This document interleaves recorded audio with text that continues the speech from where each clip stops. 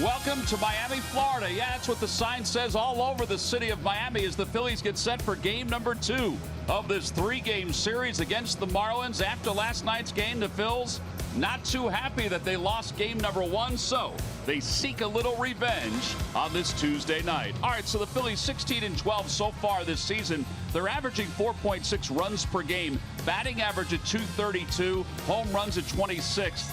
They would like to get those numbers up a little bit more. The earned run average, it was pretty good early on in the first month of the season, and now it's trending upward just a little bit.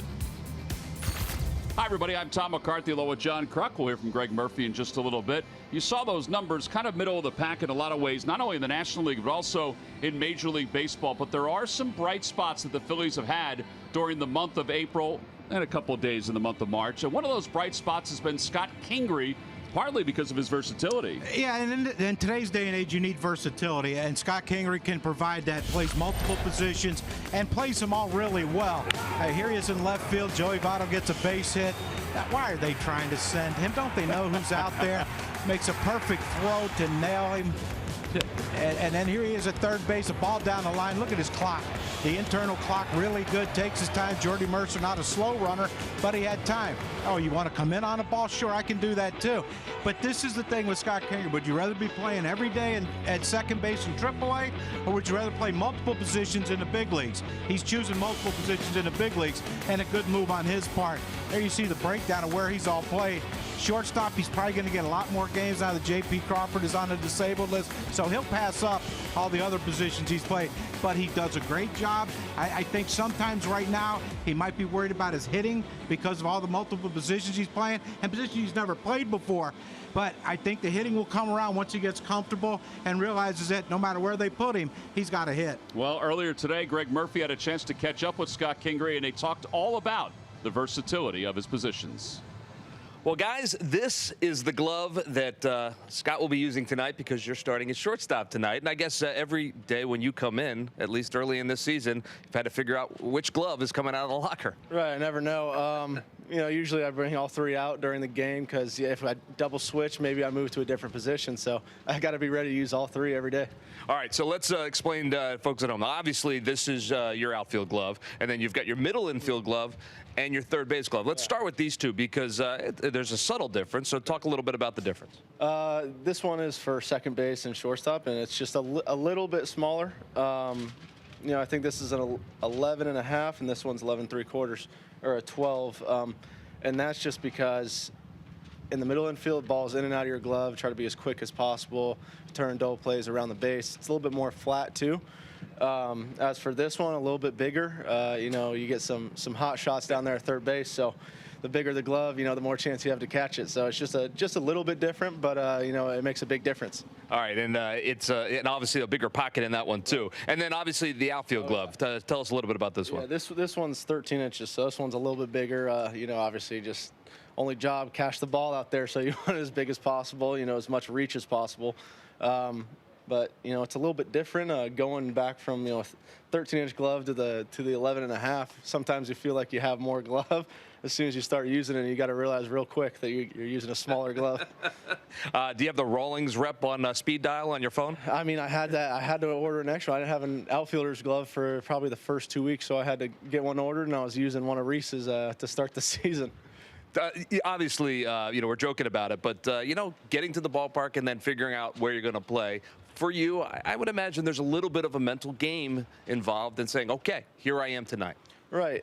You know, the past couple years, I haven't really had to look at the lineup. I show up and leading off playing second base. So this year's a little bit different for me. It's a little bit of a challenge, but, you know, I'm learning as I go, and it's, you know, it's something where I have to show up every day and look where I'm batting in the lineup, what position I'm playing, and what glove I'm going to use that day.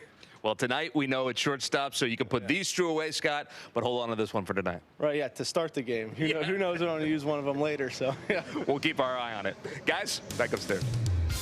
All right, Murph, thank you very much. Yeah, they're getting the sandwiches ready just as Scott Kingery's getting himself ready. We'll be back for lineups and first pitch after this.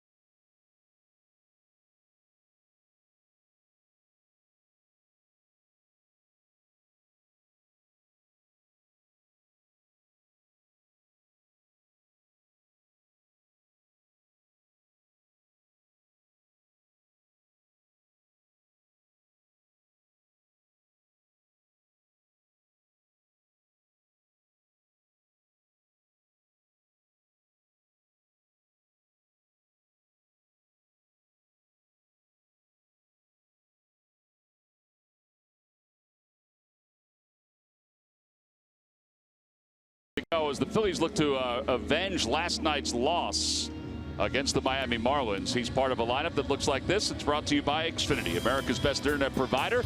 According to speedtest.net, Rhys Hoskins once again bats second, which means that Santana will bat fifth. Now they moved Maikel Franco up to the number 6 spot because he's been hot. He's hitting 6 consecutive games.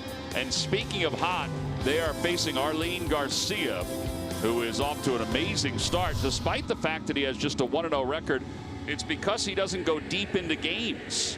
He has started three games. He has 5 games overall, but he just doesn't go deep, so that's why his record's just 1-0. Yeah, but great stuff. I mean, you look at the fastball velocity, it says 90, almost 92, but I think it's better than that. Change slider. He came in relief against us after Dylan Peters couldn't find the home plate and was pretty much lights out. Well, his music was still playing as he delivered the first pitch, and it's 0-1. Quick worker. Likes to pitch in rhythm. I don't know if that song was going to give anybody rhythm. No, it's going to put you to sleep, if anything. 1 ball and 1 strike. Cesar 1 for 4 in last night's ball game with a double. Had a base running mistake, which he took full responsibility for after the game and even today. Gabe Kapler said it was a mistake that can't be made, and it's a run that needs to be scored. Dusty Watson said the same thing. He said, Dusty said, you know, I just told him if there's a fly ball, tag up. And Cesar just had a brain cramp. As the ball is fouled back, it's 2-2. Cesar with 22 walks and a .419 on base percentage. And who hit it? I forget who hit it. It was Rhys. Rhys? Yeah. Cost Rhys an RBI, right? No, it wasn't Rhys. I'm sorry. It was Santana. Yeah. Santana. And he's having trouble enough with. A line drive to center field. Brinson is there. And 1 out here in the first inning. And speaking of Rhys Hoskins, he's coming up. Rhys was 0 for 4 last night with a walk. Timing. Got to get it back. Last night you saw came up with 2 runners on. You know, a close game last night, and he swung at the first pitch and popped up to right or second. I can't remember, but it was to that side. But it was the first pitch that he was out in front of. You know, he's either ahead or behind. He's not on time right now. Now, is that the foot, you think, going up and down? I think so, yeah. It just, and it happens. You know, when you have a leg kick, it's going to happen, and sometimes it takes a while to get out of it. Trust me, I know. Inside, 1 ball and 1 strike. Hoskins overall hitting .303 with 4 homers and 19 runs batted in. His on-base percentage is 2nd highest in the National League behind Bryce Harper. Harper's at .458, Hoskins at .457. Well, that time his timing was that he was a little ahead. A little ahead. And now with 2 strikes, Garcia can go any way he wants with fastball location or something off speed. I see Bryce Harper's going to be leading off. Yeah, he's leading off tonight. Dave Martinez said, you know what, if they're going to pitch around him, we'll just start off with our leadoff hitter on first. And a strike 3 called. Hoskins down looking. 2 outs here in the first. And by the way, you just saw the Sailors out there. It is Fleet Week. They're in town. They're going to be here tonight and tomorrow, most likely. It'll help the attendance here, John. Yeah, well, plenty of good seats available for them. Of course, I think they should be able to sit wherever the heck they want. Well, some of them are. They're down in the in the beach chair area in right field. Here's Odubel. Odubel's reached base safely in 30 consecutive games. And he wallops that one out toward left center field. Brinson is there to make the catch. So 2 balls hit fairly hard. Phillies have nothing to show for it. 1, 2, 3 go the Phils on to the bottom of the first.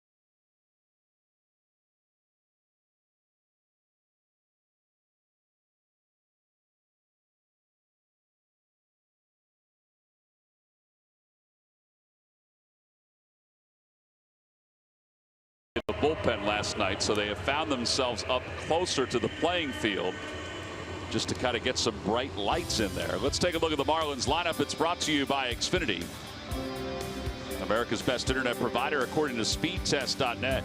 Same lineup as last night, aside from the starting pitcher. It includes JT Realmuto, who has a 9-game hitting streak going for the Miami Marlins. And they'll face Zach Eflin, who's making his return to the big leagues after 4 starts down in Lehigh Valley. His last outing, he gave up 10 hits. 4 of those hits were broken bat singles in the first inning. But he is a contact pitcher, John. Yeah, you know, good stuff, though. And he had a pretty good spring for the Phillies. But does that equate to this? Realmuto hitting .357. He was 2 for 5 with a double in yesterday's game. 1 ball and 1 strike. One aspect that Eflin's been working on down in the minor leagues is throwing more of his slider. I mean, he is a sinker slider pitcher, and that slider is going to be needed today. There's a fastball that missed somewhere. 96 too. I had some pop on it. I don't know where that pitch was. Jorge hesitated a little bit. It looked like it was right on the plate. They're going to go fastball again. Out to center field. It's not deep, playable for Odubel. And 1 out here in the bottom of the first inning, and that will bring Martin Prado to the plate. Today's game is also available in Spanish. Just use the SAP button on your television or change the language through the menu on your cable box.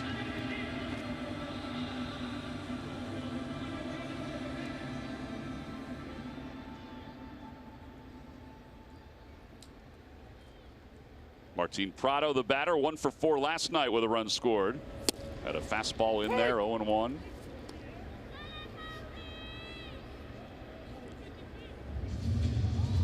Prado with 17 career home runs against the Phillies. The next closest team is 10 against the Nationals. Kingery backhands, fires, 2 outs. Must be getaway day. Well, I think that's what Eflin does bring. He does bring, if he's around the plate, it's kind of like Straley last night. The Phillies went after him very early because he's around the plate usually. I don't blame him. No, you get a fastball first, second pitch of the at bat. You can, if it's in a spot where you like it, you got to swing. What are you going to wait for? The slider? Sinker? Changeup? Nope. Nope. Here's Castro. Castro, .312 hitter. Boy, he has got some life on that sinker right now. Is that good or bad, though? I don't know. I think it's good. But will it sink as much if it's 95, 96? Out to right field, and Aaron Altair. Huh. Try to play the quickest game in the history of baseball. Here we come. Well, it's a 7-pitch first inning. We're on to the second, and we're scoreless. Phil's and the Marlins.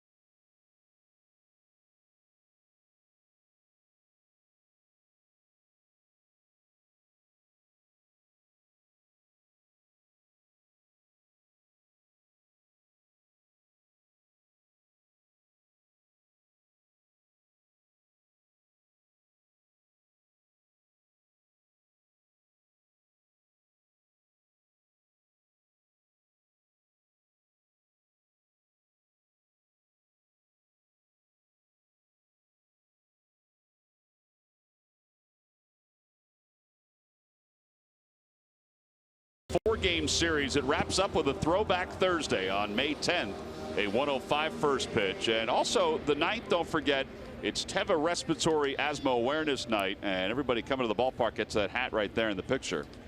If you want to get a larger shot of that hat, you can go to Phillies.com when you purchase your tickets. Here's Aaron Altair to lead it off in the second. And it's 0-1 Altair. Will you say hi to Boch for me?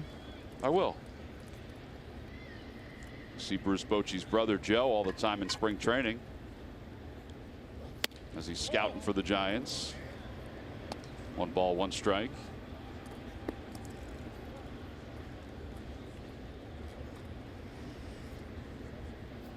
Numbers for Altair against the Marlins: 1 for 10.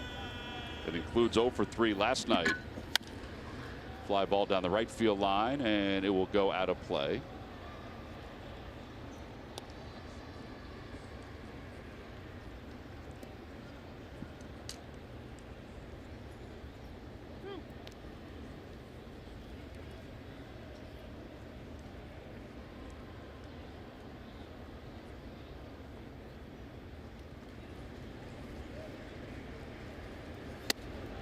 Inside, 2-2.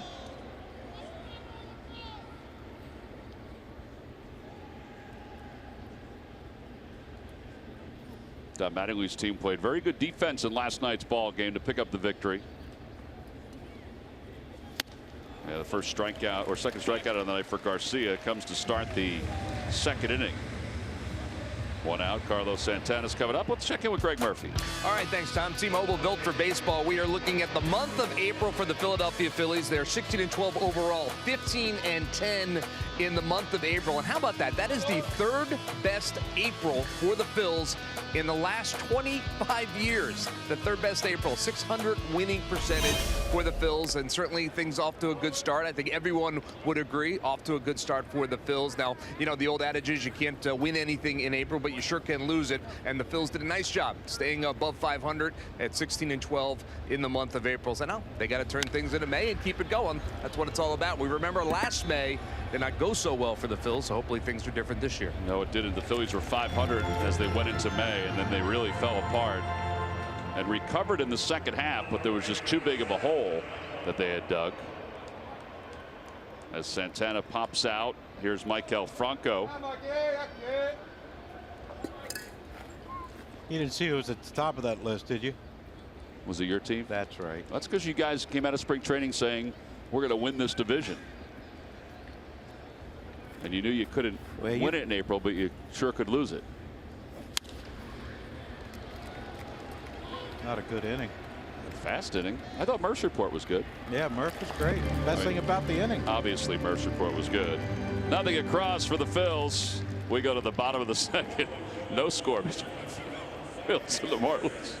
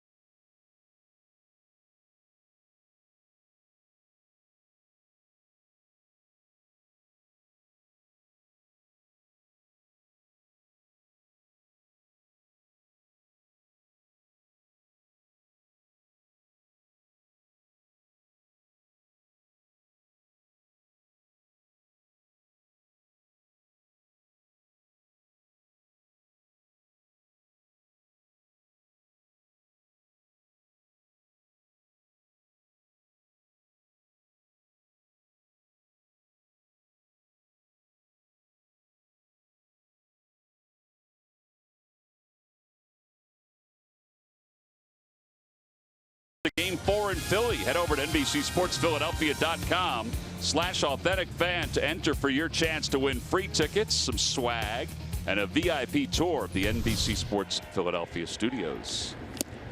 We begin the bottom of the second inning, and Derek Dietrich takes strike one.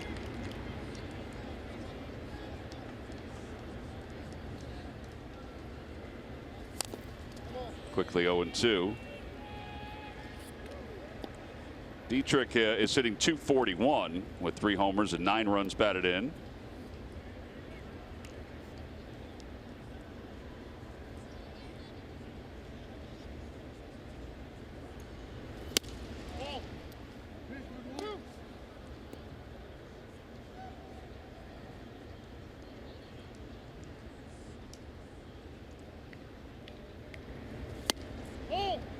Another close pitch. You can see Alfaro, the fact that he's up and down, and now somebody's saying something from the dugout. Jeremy Rehak is the 30-year-old umpire behind the plate. He's called up from AAA to do this series. And a strike 3 called. There's the slider, and John, that's the first one of the night. Well, the first one is a good one too. Froze Dietrich.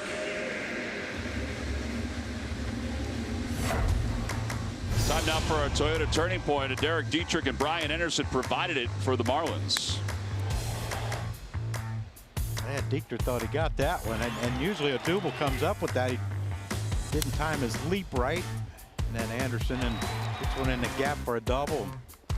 Basically put this game out of reach.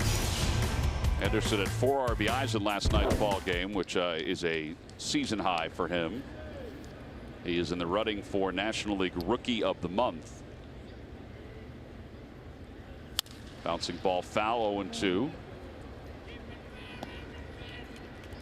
Not today, ball guy.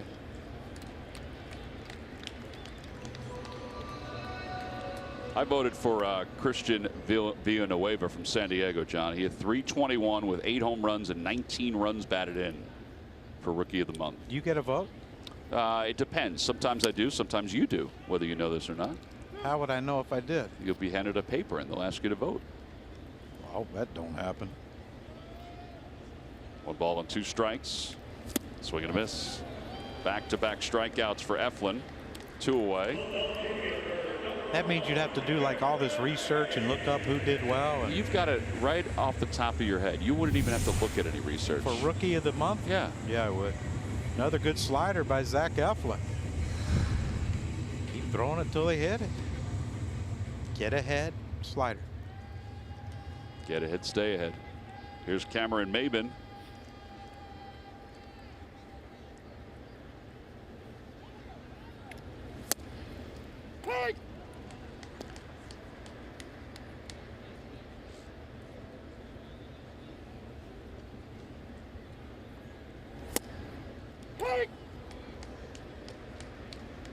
Slider. I think Gabe Kapler has to be happy with what he's seeing in the first inning and 2/3. That slider goes away, and it's 1 ball and 2 strikes.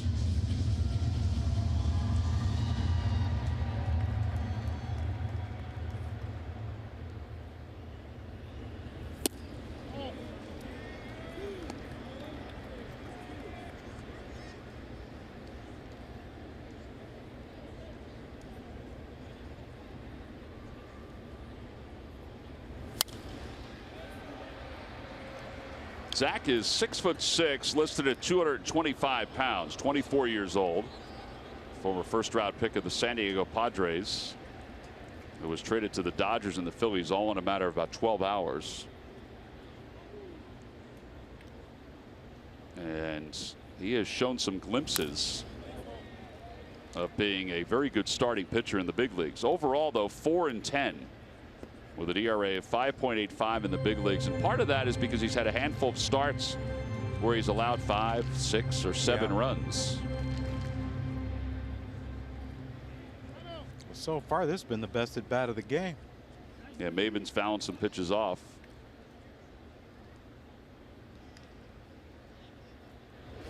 Slider lifted out to left field. Rhys Hoskins has a tab on it. And 6 up, 6 down for Zach Eflin. Marlins go down in order. We have played 2. We'll move on to the 3rd. Scott Kingery will lead it off.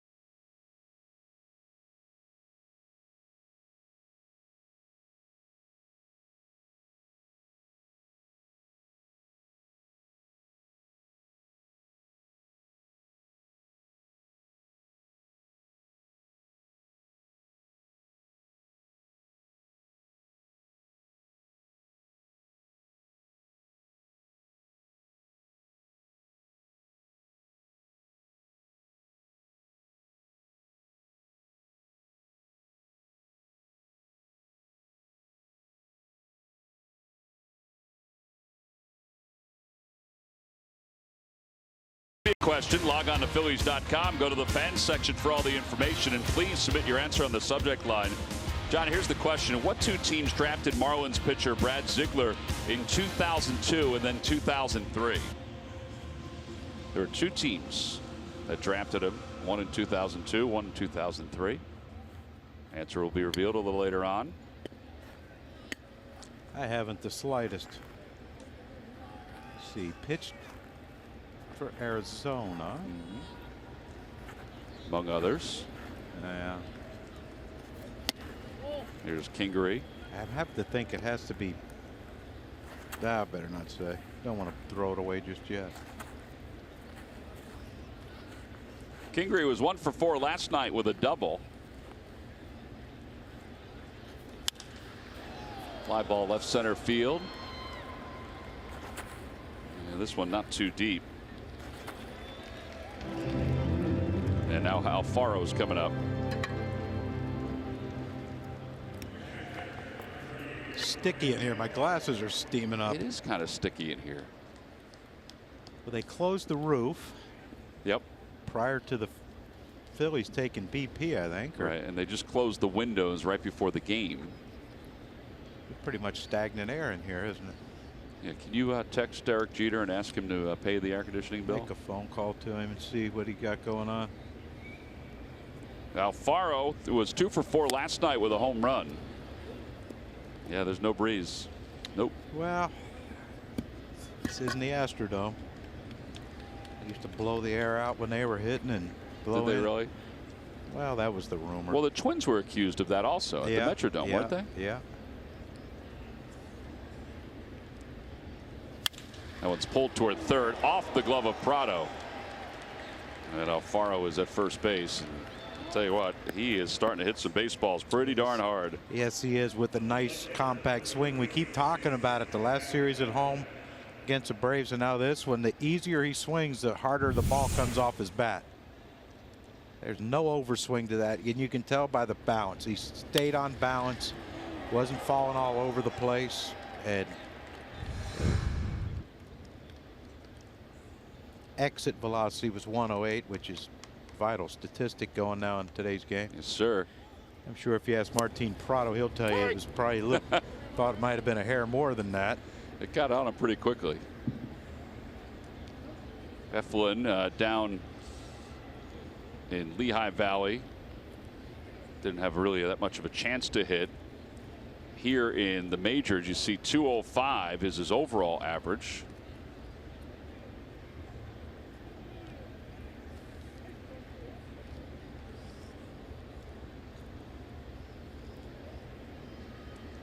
Yeah, you got an inexperienced guy over at first base in Dietrich, and he's cheating in early. Ball bunted foul, and it's 0-2. There's an art to being able to bunt. Most people at this level should be able to do it, but it's not something that is as easy, it seems, as it used to be in baseball. There's a lot of jabbing going on.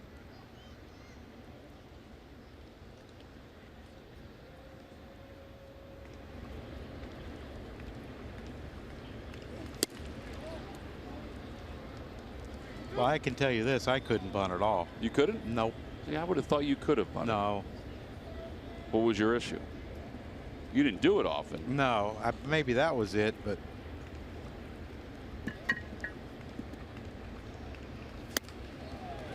strikeout number 3 for Garcia, and now top of the order, Cesar Hernandez.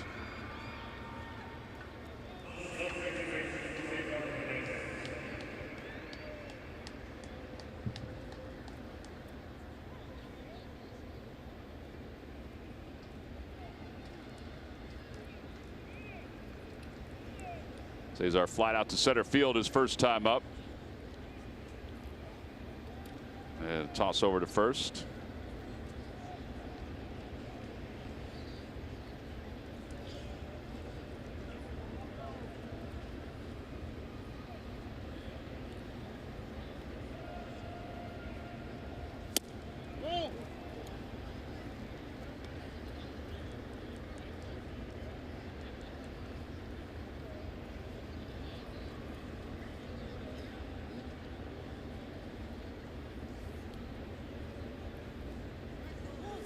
Cesar thought about a bunt because Prado was playing so far back. He leads the National League in bunt hits.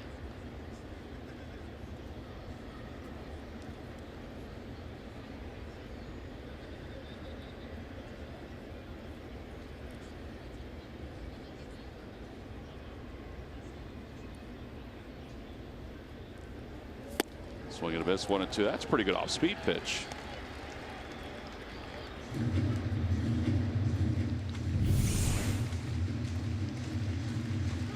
see that ball had downward movement. Cesar swings over top of it.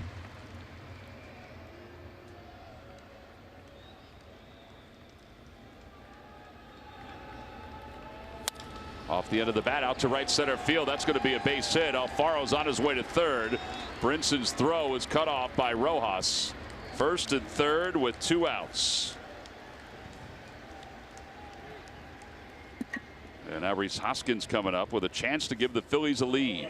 Oh, that's a beautiful thing by Cesar. He got 2 strikes on him and shortened up, and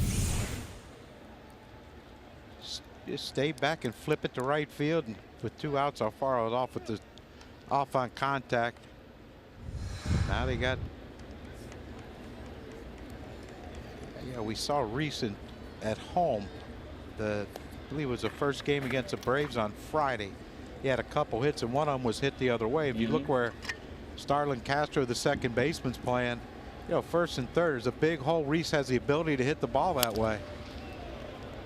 A little out front of that first pitch. And the shifts for Rhys Hoskins, it depends on the team. Yeah. I mean, some do this. Yeah. But you look where Dietrich's holding on a runner. Yeah. At first, and Starlin Castro's playing on the shortstop side of second base. I mean, you don't even have to hit it hard.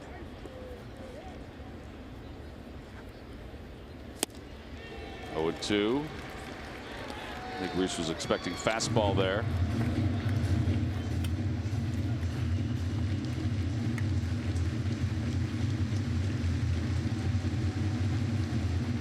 Yeah, he's just not staying on balls right now.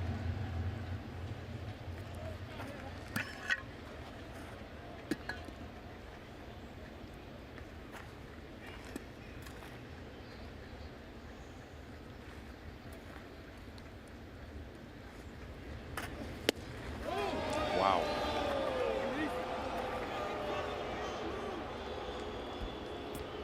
That was close. Garcia, this is the first start for him against the Phils. Last year, he made 9 appearances out of the bullpen. According to Pitchcast, sponsored by PJ Wheelhands, that was inside. Now you got to be aware of the pitch away. Fly ball center field, and Brinson is out there, and he reels it in. Phils do threaten but don't score.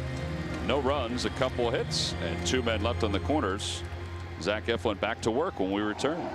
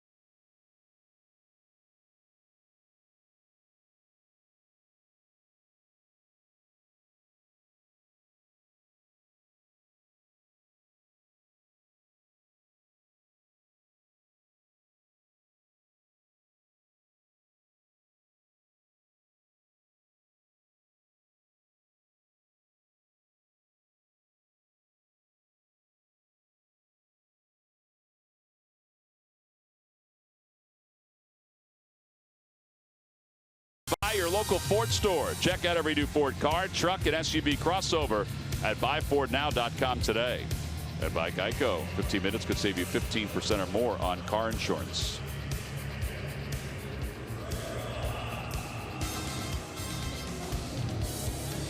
South Beach, it's hopping. It's always hopping. Not too far from where we are here. Did you make it down there? I did not make it down there. I've never made it down there. Ever? No. Really? Nope. I went down there a few times. There's a, I can't remember the name of it. There's a great pizza place down there that I used to go to a lot. Ball's hit back toward the middle. King Greek gobbles it up. Rojas retired, 1 away.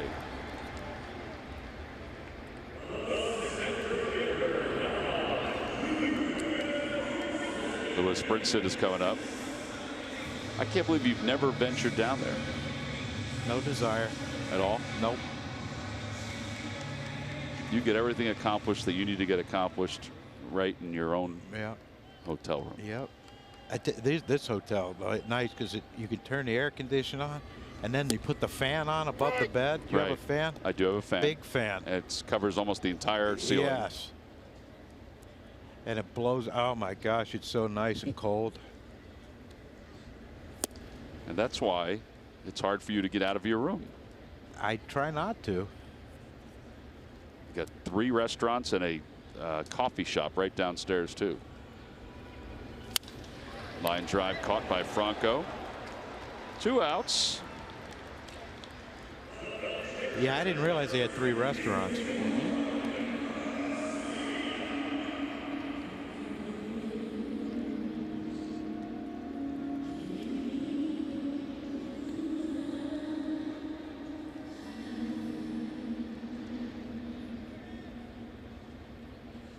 Here's Garcia. And he takes strike 1. It's 0-1. Room service, though.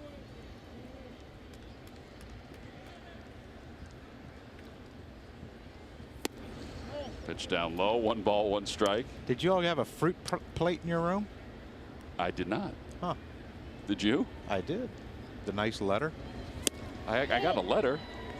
You didn't get a fruit plate? I didn't. Strawberries, grapes, bananas, apples, orange. I did not get a fruit plate. Murph, did you get a fruit plate? I did not get a fruit plate either. I got M&Ms and cookies. I didn't even get a letter. I got a letter. It was on the floor when I got in. Card, like a blue envelope? No, I didn't get an envelope. You guys didn't get that? No. Huh. A Dear John letter? Dear John letter. The letter? No, the letter said don't tell anyone, but because you're overweight, we thought we'd put some fruit in the room. Send me a hint. 2 balls, 2 strikes to Garcia. And he's down on strikes on a slider. And that's the 3rd strikeout for Zach Eflin, who has had a very comfortable first 3 innings. We're going to get John to South Beach one of these days. All we have to do is send him a letter.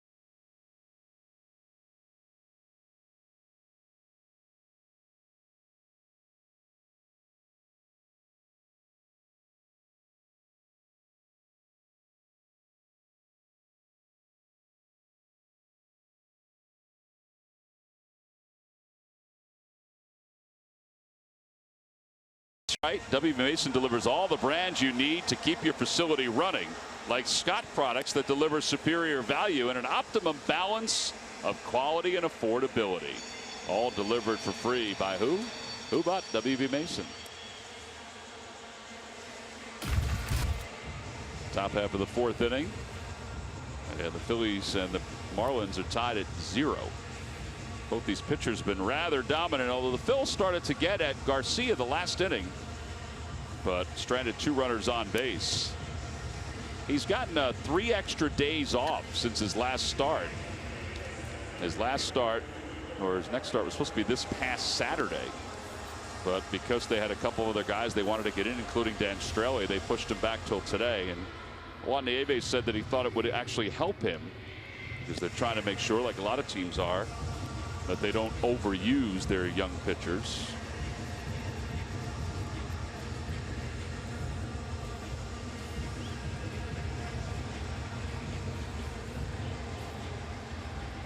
So Odubel Herrera will lead it off.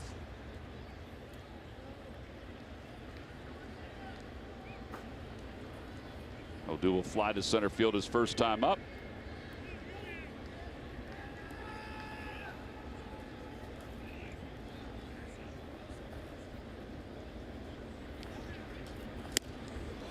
Breaking ball, and it's 0-1. Just noticed this. Maybe it's just hitting off Garcia, but I didn't realize his back foot was that close to home plate. Odubel's? Yeah, it's right on the line. Yeah, it is a little closer.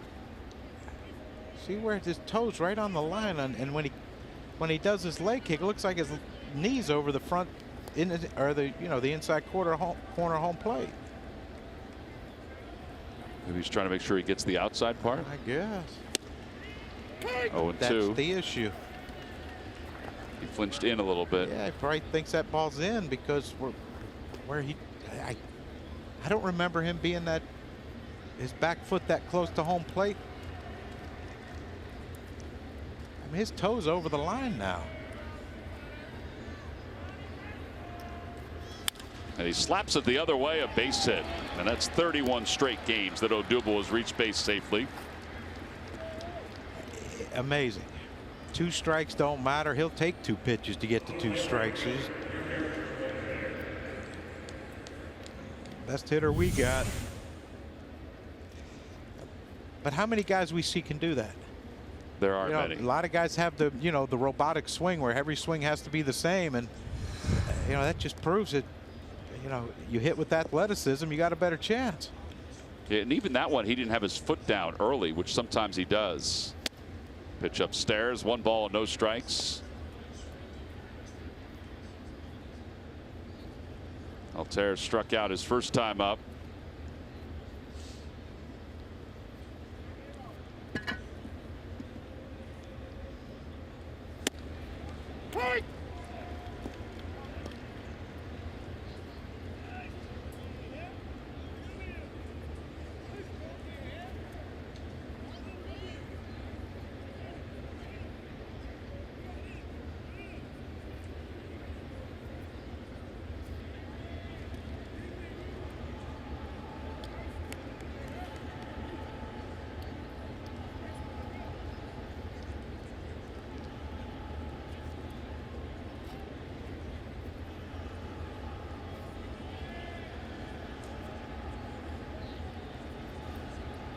There goes Odubel. What a jump. That ball's hit well. Deep to left center field. Brinson's going back toward the wall. He jumps and he makes the catch. And Herrera goes back to first. Oh, man. Aaron Altair crushed that ball. And there are a lot of ballparks where that ball is out of the ballpark. Oh, yeah, he caught it out in front. Nice extension. Would that even hit the wall? It may have hit the middle of the wall. Maybe. That went 410 feet from home plate.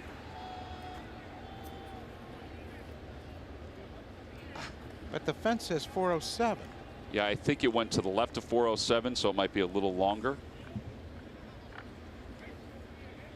How exact are we getting now? Well, StatCast is making everything exact, John. Tell you what, too, Odubel had a great jump, but that would have been the ultimate hit and run.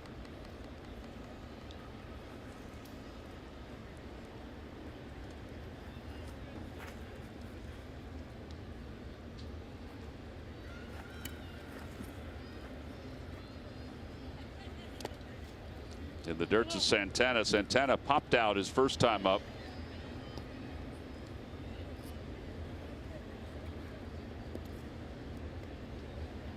Phillies have got to get Carlos going. Carlos has got to get Carlos going.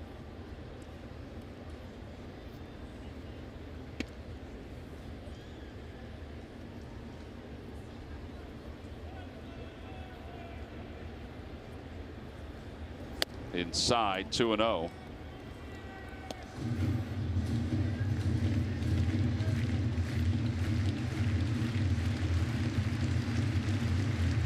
Here's a situation, 2-0. You just look for your zone. And if Garcia doesn't throw it there, you got to take it.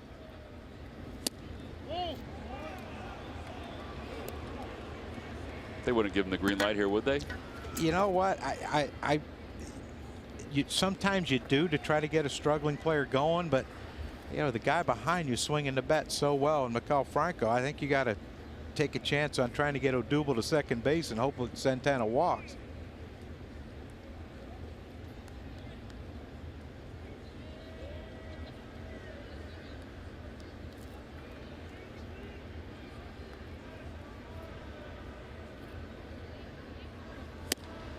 I mean, you'd have to think that, you know, with some speed on the bases, he's 3-0, 3-1. He's probably going to get the same pitch.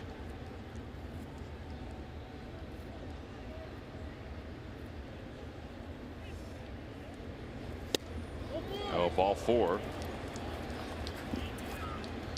And that's the first walk issued by Garcia. And Maikel Franco's coming up. Next Friday when the Phillies take on the New York Mets, it'll be a 7:05 first pitch at home. First two games are night games. The final day is a 1:35. It's hers Mother's Appreciation Day. Go to Phillies.com to purchase your tickets.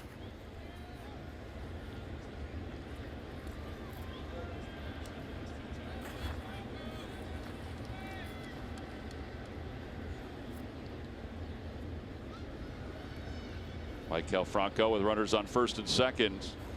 Broken bat, looper out toward third, diving catch, Prado. 2 outs. Well, the old man can still play it over there, huh? Yeah, good first step, but that ball had a little hang time on it because he got jammed so bad. Yeah, good play. Been a really good player for a long time. He had. I was hoping a couple years ago the Phillies would have gotten him 2 or 3 years ago. I thought, you know, with the young players they had, you know, you get his experience, the way he can handle the bat, the way he'll give himself up to move runners. Thought these young players could learn from that. Kingery takes low. It's 1-0. Kingery fly to shallow left center his first time up.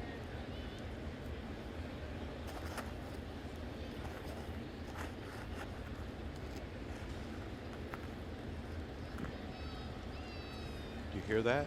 I didn't hear it. Oh, they're walking on the morning track. Get a bag of chips. It's the same sound.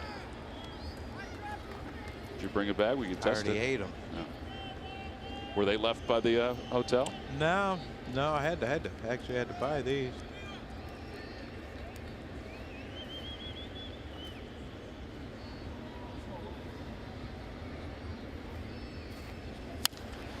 Out of play, 2-1.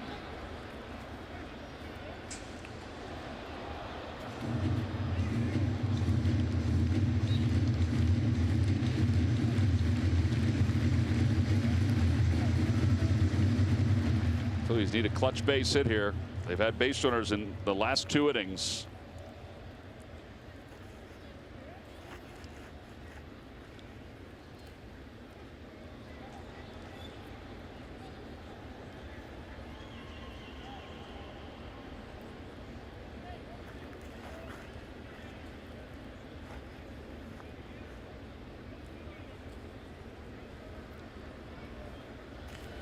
Bouncing ball out to shortstop. Rojas has got it.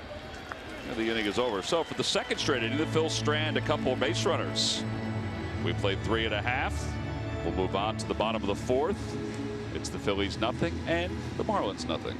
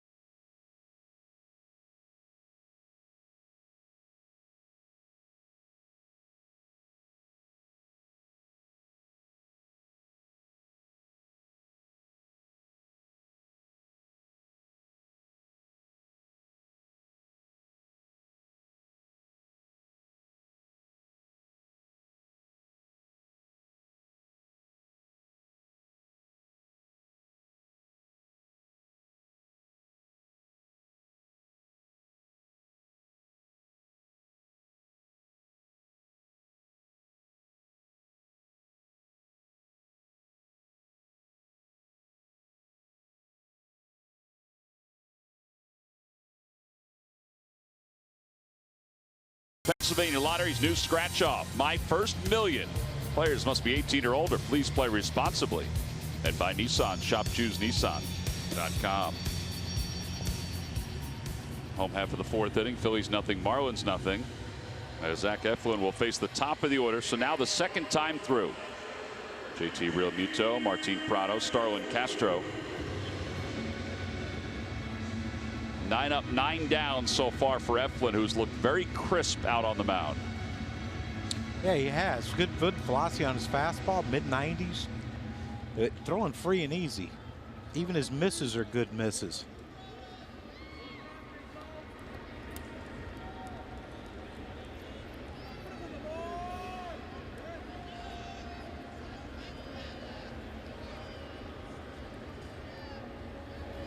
First pitch in there for strike. It's 0-1.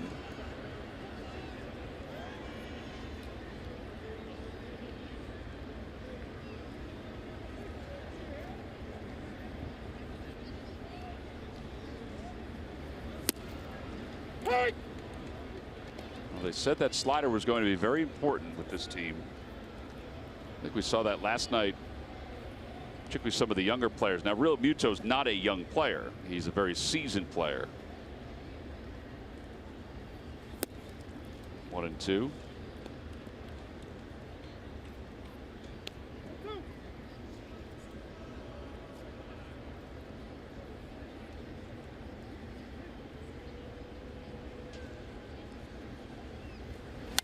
Fly ball right field. Altair ventures over.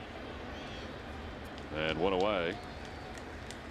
Martin Prado's coming up. Let's check in with Greg Murphy. Murph. All right, thank you very much, Tom. Well, the guy to my left, Jose Valentin, you may recognize from his 16-year playing career or as a coach in the big leagues. He's worn many hats. He's now part of the Tigers organization. But tonight, the only hat you're wearing is the dad hat because you've got a chance.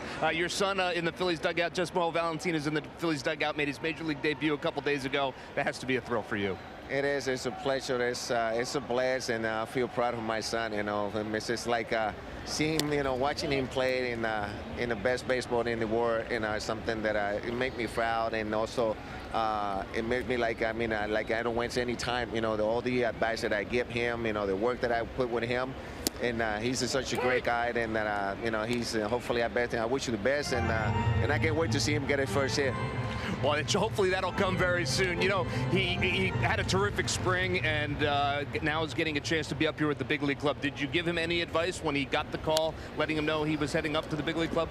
Well, the only thing that I told him is just control what you can control. Just play the game of baseball. Make sure you put your uniform on every day, and even if you're in the lineup or not, but make sure you get everything, whatever you can get to be a better player every day. Either you're playing or not playing. But I think the best situation right now for him is to be a better player. Just watch him right now from the dugouts, no pressure. You can see every single pitch. You can see every move.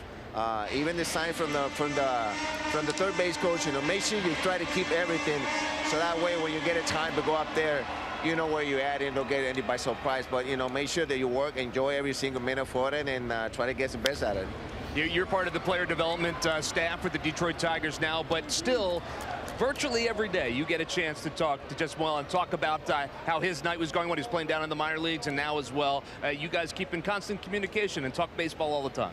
Well, I do. Actually, I more watch every single game of him. I got the app. I'm watching all 3-play games from him on the computer.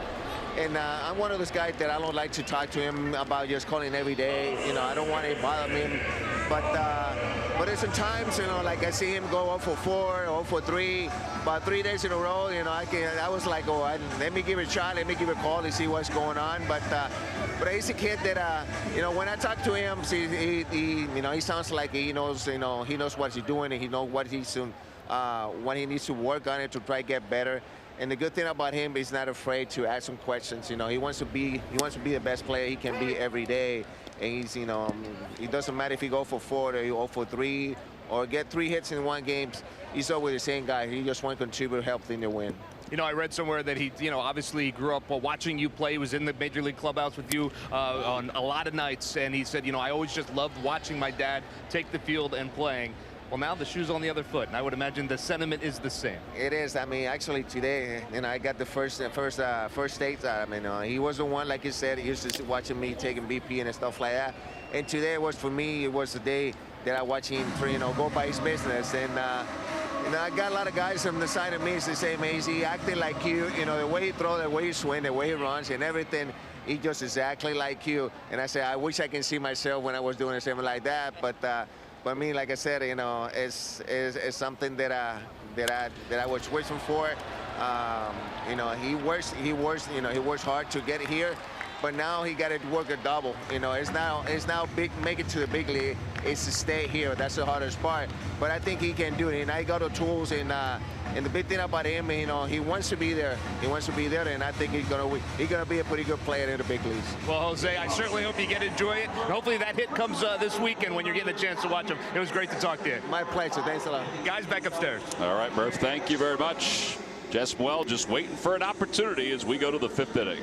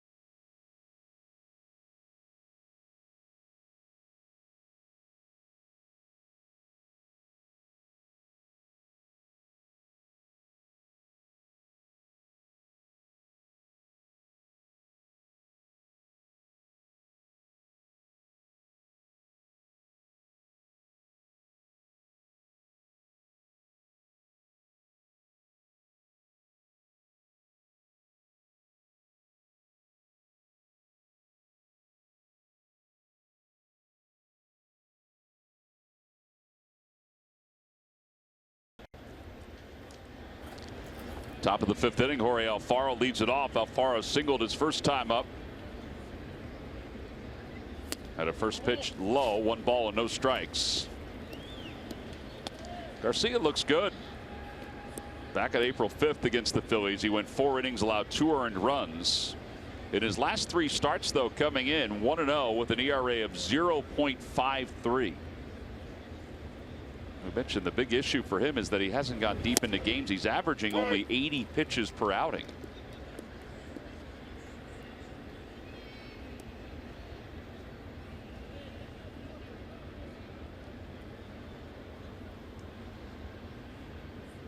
One ball and 1 strike.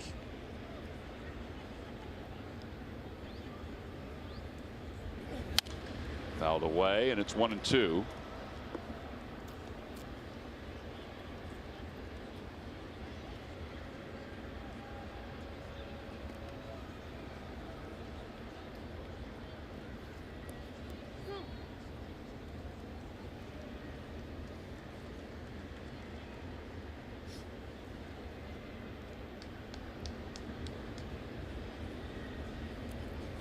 Opposite way, another base hit for Alfaro.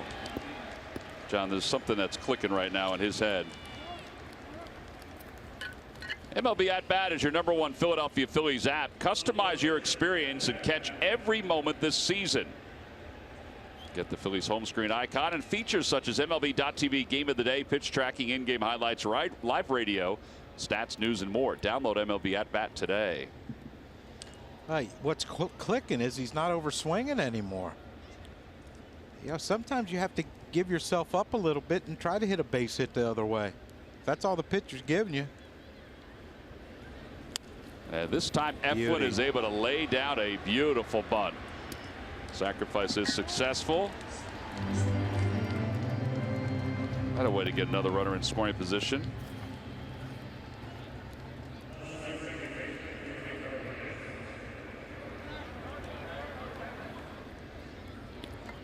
And here is Cesar.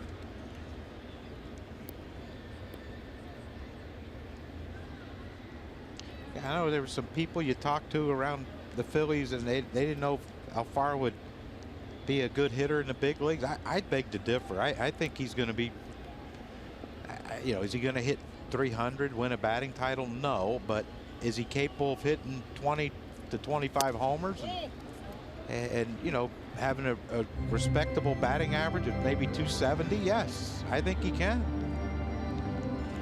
Well, we know he's got a great arm behind home plate, and he's working on the other parts of his game, so it would be a nice boost to have.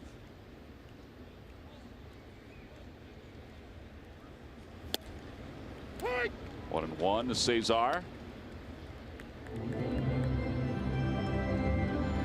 By the way, it was nice to hear from Jose Valentin. Talked to him a little while before. He was a great player to be around when he was playing big league baseball. So cordial, worked hard. 249 career home runs. Out towards center field, and Brinson. Oh, he almost blew that one. Thank goodness for his athleticism if you're the Marlins. He had one earlier today where I thought he misjudged it, and he had to reach up and leave his feet a little bit. I tell you, if that got past him, that might have been a fun run for Cesar. Yep. And good base running too by Alfaro to, you know, he was going halfway because he knew he probably couldn't tag. Wanted to see if it was going to drop or go over the head of Brinson, and you know, he saw Brinson have to backpedal, make the catch. He ran back to second and tagged, and you know, infield hit, a wild pitch. They're going to check to see if he left early.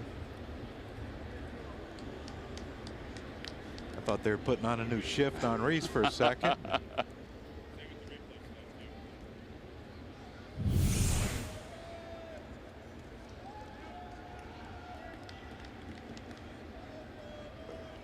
I mean, that wasn't even close. I think just because he ran off the bag and then had to go back.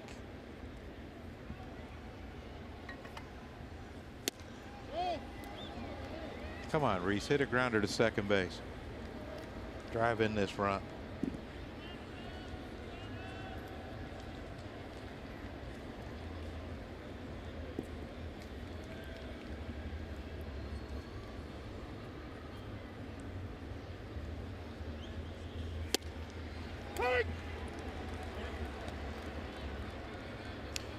That inside pitch must have some pretty good run to it. Yeah, and you notice too the last handful of games that he has questioned some calls, asked about calls.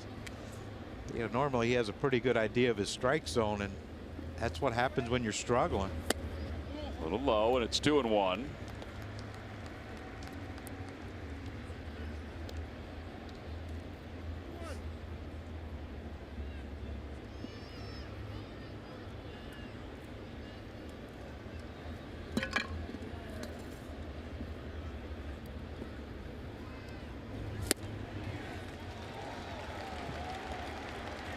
Tad out front of that one.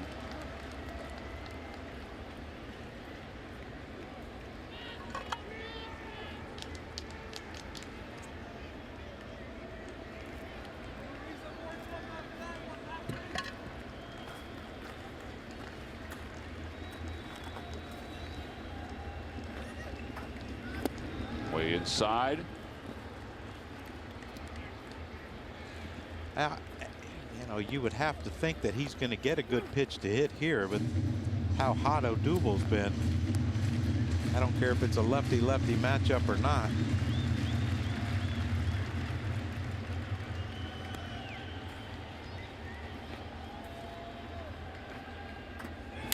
Over to third base, foul.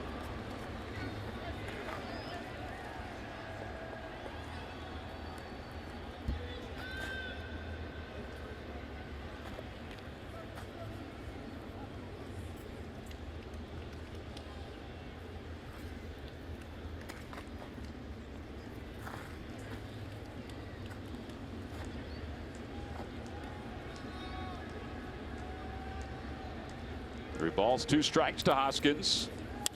Out toward left field, and Maben's not going to get this one. A run will score. It'll be an RBI double for Rhys Hoskins, and the Phils take a 1-0 lead.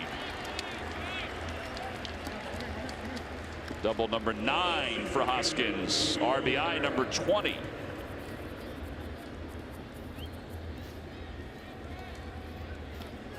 It has to feel good for him. It's been a struggle. Good for the team, but also good for him. But again, it's a pitch, a changeup, down and away, 3-2, and he gets out there and hooks it.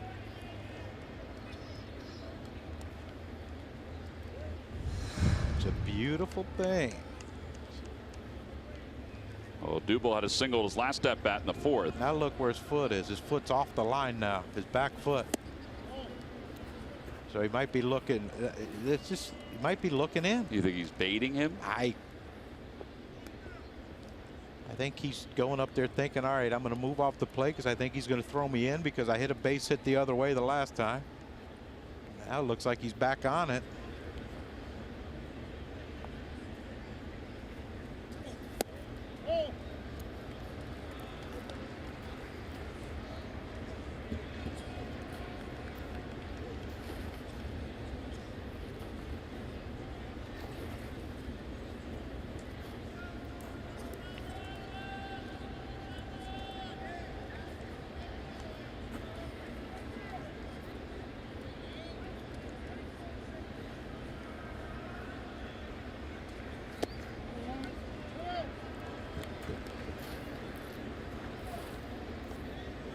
And it's almost like he's so hot. This is almost like a pitch around lefty. Yeah, I was thinking lefty. the same thing. Hey, give Odubel credit. He ain't swinging at bad pitches.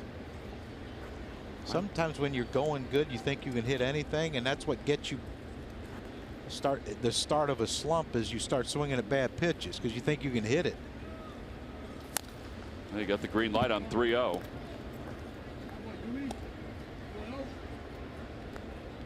He's barking at himself.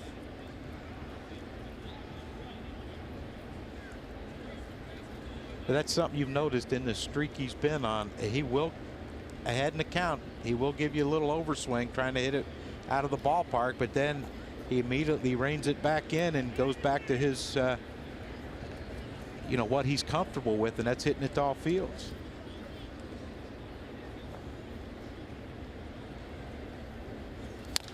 Over to the right side. Dietrich's got it.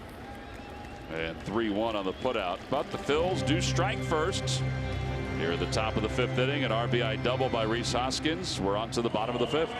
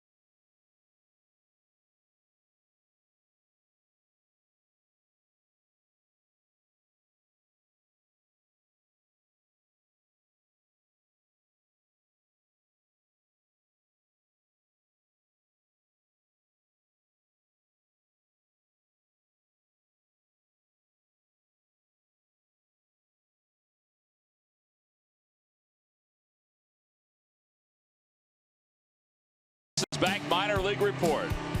Now we take a peek at what's going on. We've got the players of the week. Bailey Falter is the pitcher of the week, a 1.29 earned run average. And Henry Lartigue is the player of the week, 474. Wow, that's a great week, 474. Phillies on top 1-0 as we move to the bottom half of the 5th inning. As Zach Eflin delivers a first pitch outside.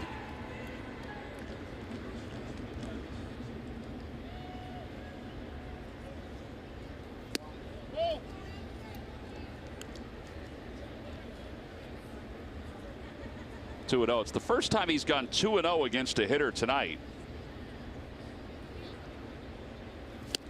2 balls and 1 strike. And he comes back with a changeup. Yeah. 2-0.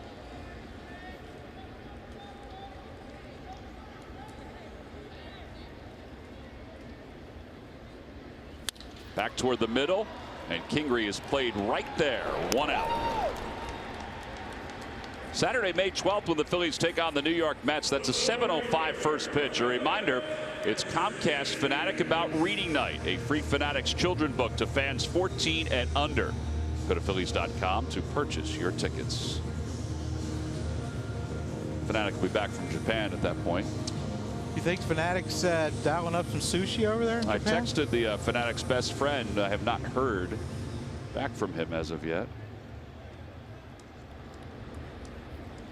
Brian Anderson takes strike one. Have you ever been to Japan? I have not. Nor I. The Mariners and the A's are going to Japan next year to start the season. 2-game series.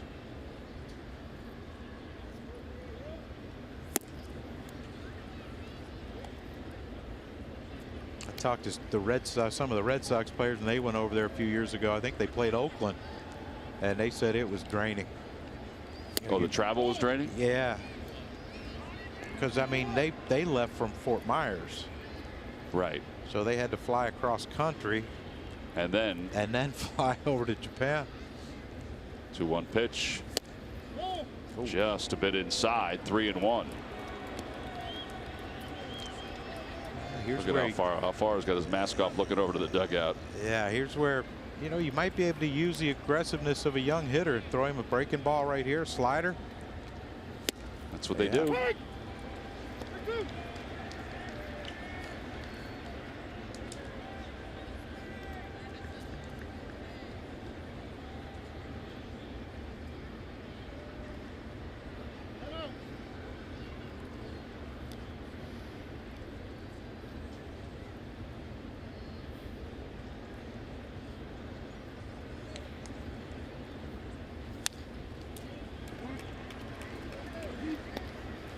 Time now for our Nissan upgrade. Upgrade to the technology of tomorrow today.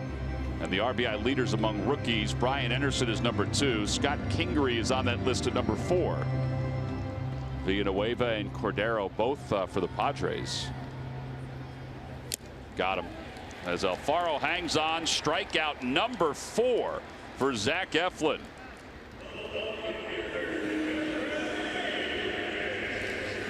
And here's Cameron Maybin, who probably had the best at bat out of anybody against Zach Eflin. Well, after throwing him a 3-1 slider and a 3-2 slider, he fouled off. He gets a fastball running away from him and can't catch up. Tell you what, they're working together well. Eflin and Alfaro. Maybin swings at the first pitch. That is helpful. Odubel has it, and he puts it away. And another 1-2-3 inning for Zach Eflin. He's retired the first 15 hitters that he has faced. We go to the 6th inning with the Phils on top 1-0.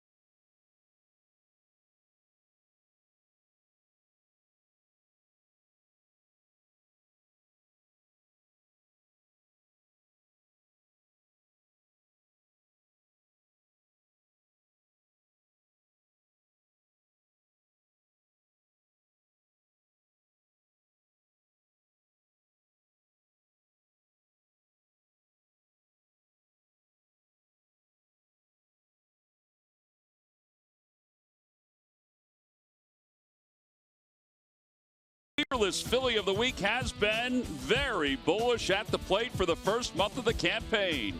Through the first 24 games of the season, El Torito was third in the NL in average, batting .341, and he had reached base safely in every game since September 27th of last year.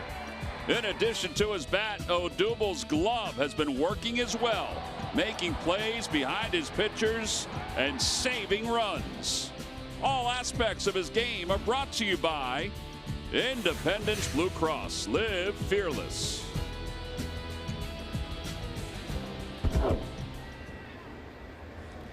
Now we go to the top of the 6th inning.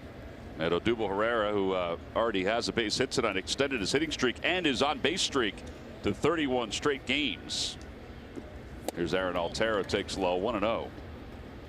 Both of these young pitchers today have really shown some good stuff.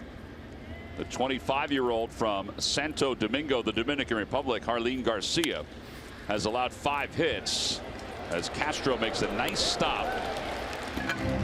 And they throw out Altair. He's allowed 1 run. Garcia has. Phillies have had base runners the last 3 innings and have scored just the 1 run. Yeah, and a manageable pitch count too for Garcia. But you know, the way Eflin's pitching, you know, depending on what happens next inning, you know, he's a 3rd hitter. If they have a guy on base, 1 out, you know, do you have to think about pinch hitting for him? Absolutely. Santana smokes that one foul. He's heading towards some of the Marines.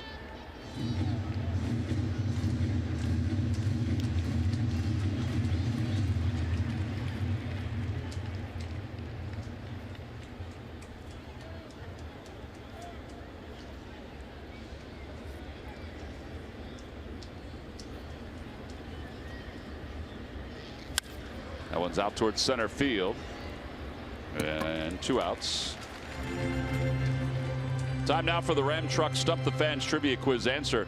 All right, John, here we go. What 2 teams drafted Marlins pitcher Brad Ziegler in 02 and 03? Marlins. Marlins incorrect. One's American, one's national. Phillies. Phillies are correct.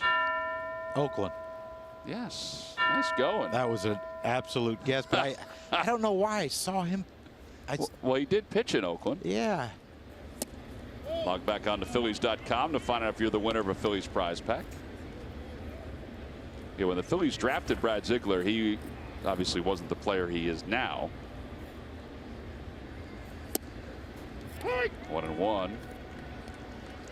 I think that's something that people don't understand is sometimes because you have a guy, you know, sometimes he has to go somewhere else before he can flourish. You know, Jake Arrieta had to get out of Baltimore and to go to a place where he could flourish, and he did in Chicago. You know, they talked about Jesse Biddle. You hear people say, "Oh, the Phillies should have held on to him." Well, he pitched 2 good innings against us. Yeah. You know, he probably needed to go somewhere else to flourish. It happens all the time. It does. 2-2 to Franco. Yeah, Ziegler pitched in the Phillies farm system in 2003. He was with Batavia. And then in 04. The Muck Dogs? The Muck Dogs, yeah. And then in 04 went to the Angels. I'm sorry, to the A's. Didn't the Muck Dogs sign Freddie Prinze Jr.? After the movie? Yeah. During the movie, at the end of the movie. Oh, is that who they said? I think it was the Muck Dogs, yeah. Oh. Such a movie buff. I have a lot of free time. Well, you don't leave your room, so 1-3 on the putout, and the Phils go down in order. We have played 5.5. It's the Phillies 1, Marlins nothing, and Zach Eflin going back to work.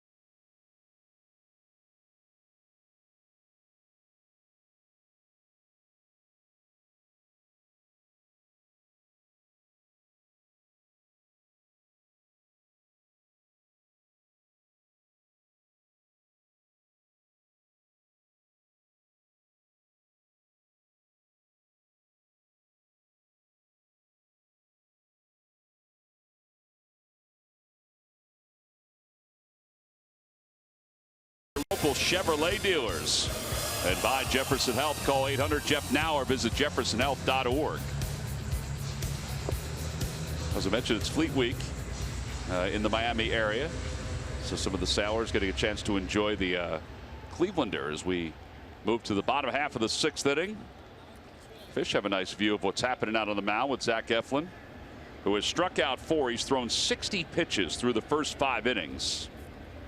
He's had 12 first pitch strikes out of the 15 hitters that he's faced so far. I'll make it 12 of 16 as Miguel Rojas takes high.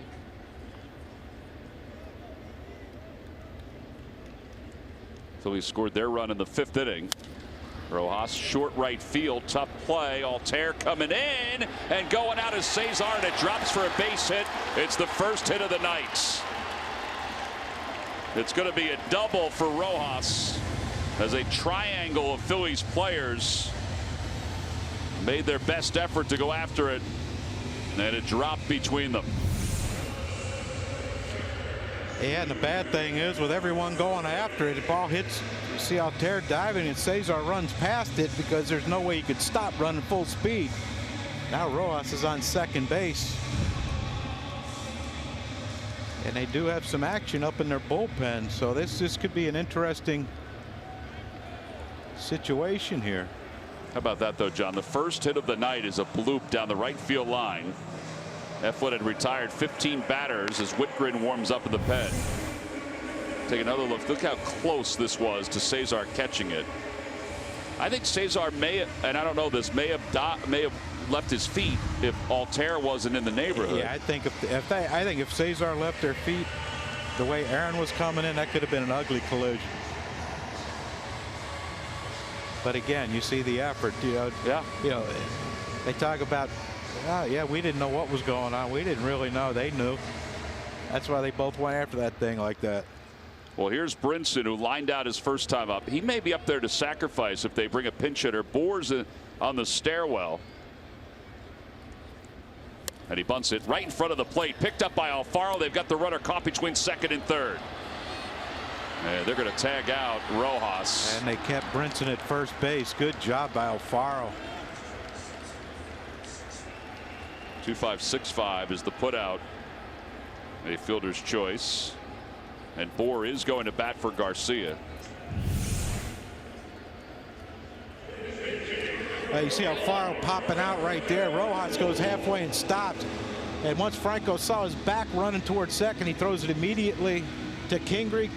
One more throw to Franco, and it keeps Brinson at first base. Takes that runner out of scoring position with less than 2 outs. That's a really good rundown right there. But now you got to keep an eye on Brinson with 1 out. You don't want him. Got to keep an eye on him because he can run. You don't want him stealing second base and replacing Rojas out there. So Boer will pinch hit with a runner at first and 1 out here in the bottom of the 6th inning. He does have a big lead. Ooh. Carlos just peeked into the dugout. So Rob Thompson's going to go to the phone.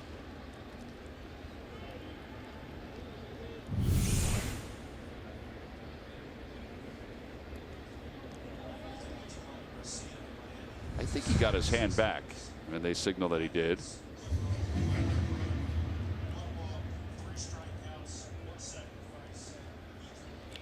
And I'm sure there's some Phillies hitters happy to see Garcia go. I would agree with that.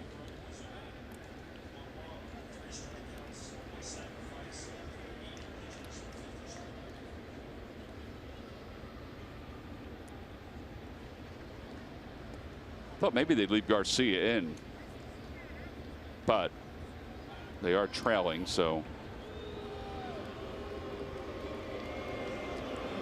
you want to keep Brinson close, but you don't want to take your attention away of how you're going to pitch Justin Boer. He is their power source off the bench. He's been battling a sore back, which is why he's not starting.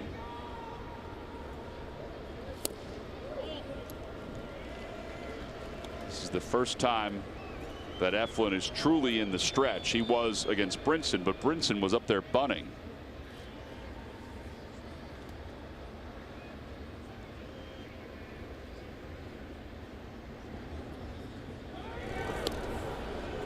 Brinson does not have as large a lead.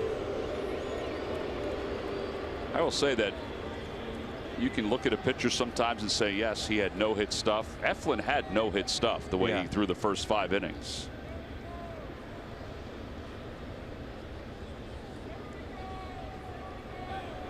Got him. This time Santana points it to the dugout. First base umpire is James Hoy.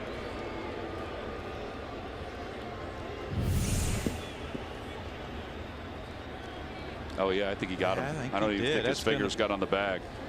So they're going to review this. So Jeff Kellogg, the third base umpire, and James Hoy, the first base umpire, will come down, take a peek.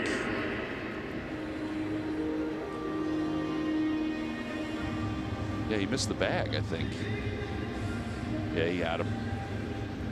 That'll be a big help. I think part of it is that he dove too early, John, and also his left arm got stuck, and it was his right arm that was trying to find the bag.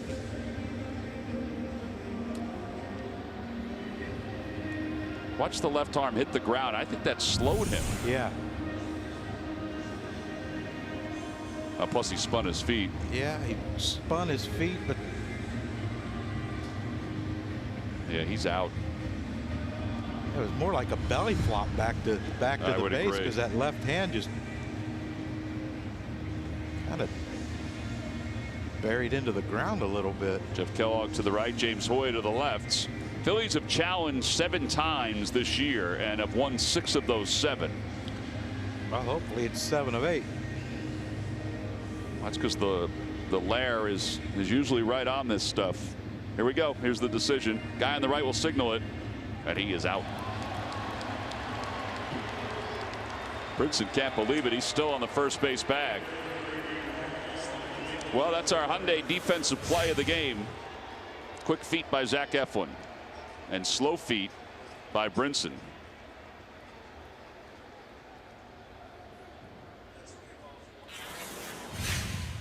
Brought to you by your local Hyundai dealers. Yes, it is. All right, now you got to go after Bohr. Well, you can still be careful. Hey. Tell you, that's the thing with Eflin too. You know, he's tall, but he's got great feet. And quick to first. I would assume he's a good golfer too. I think he is. I think he is. He's all right. Yeah, I think he is. Oh man, that hit real mute right in the arm. Wow. He seems like he's okay. The Marlins don't seem overly concerned about him. They just asked if he was all right. Now, Don Mattingly just told Prado, why don't you come back down the stairs? In the air to right center field. Off the bench, and he's just tied this game.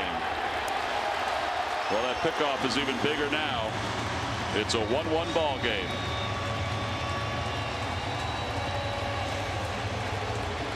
Five home runs now for Bohr.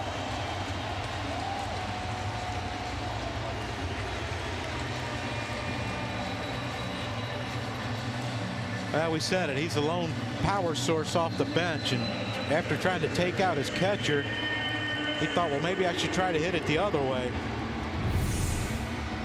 And yeah, every pitch, and that one just didn't get down there where they wanted it. No, and he knew it too. Alfaro was hopping around behind home plate.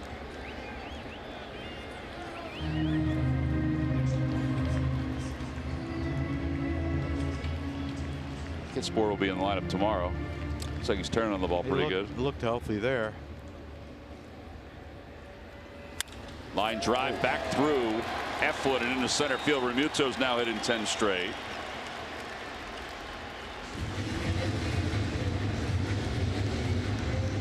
So a runner at first and 2 men down. Here's Martin Prado.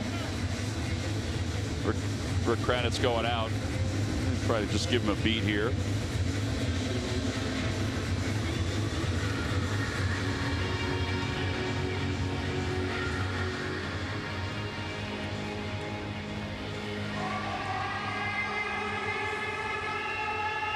we've seen Justin Bohr hit some homers off of us. Yeah, and he hit some long ones. I mean, yeah, that's well over 400 feet. He's calling it a night.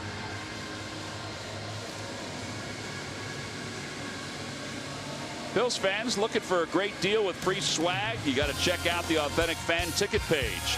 Head over to Phillies.com/AuthenticFan right now to grab your tickets to the first Authentic Fan Night on Tuesday, May 8th. You'll get a special deal on tickets, a free hat, plus VIP surprises. And did we mention it's Dollar Dog Night? So I can wear a hat and eat dollar dogs? Oh yeah, that's a special night, isn't it? Prado takes outside. Trying to think of one better. Not sure I can. Have to get you a bigger hat though for the fit over the headphones. Yeah. I like these hats though. I do too. Carolina blue. Last time we had the Authentic Fan, they had the white ones. That one spun out towards second.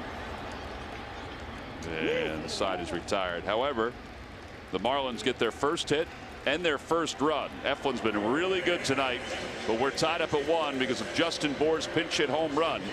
He's got his gloves and he's going home. We'll go to the 7th.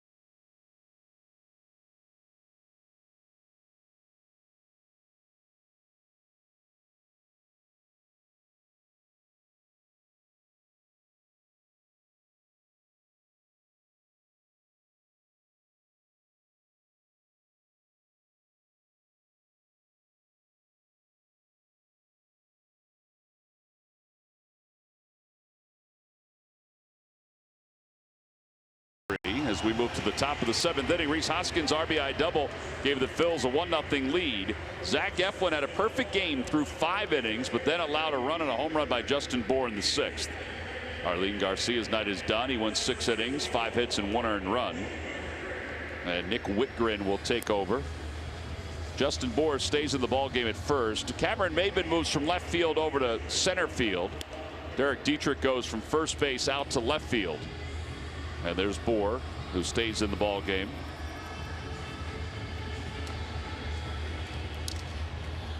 Yeah, you know Bohr's going to get another at bat, but I would have to think, unless it's in the 9th inning in a save situation for Hector, he's going to be seeing either Zach Curtis or Adam Morgan.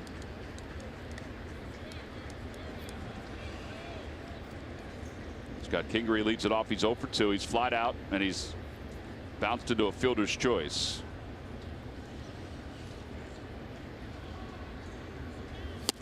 First pitch fastball from Whitgren, and it's 0-1. You like that pitch? Well, it looked like a good one to hit right down the middle, belt high. Yeah.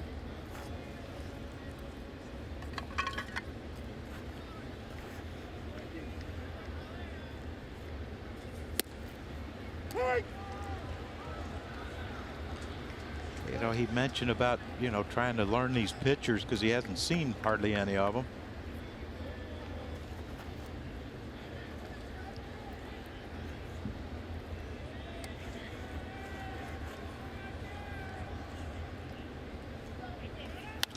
Out toward right field, playable for Brian Anderson, and 1 away.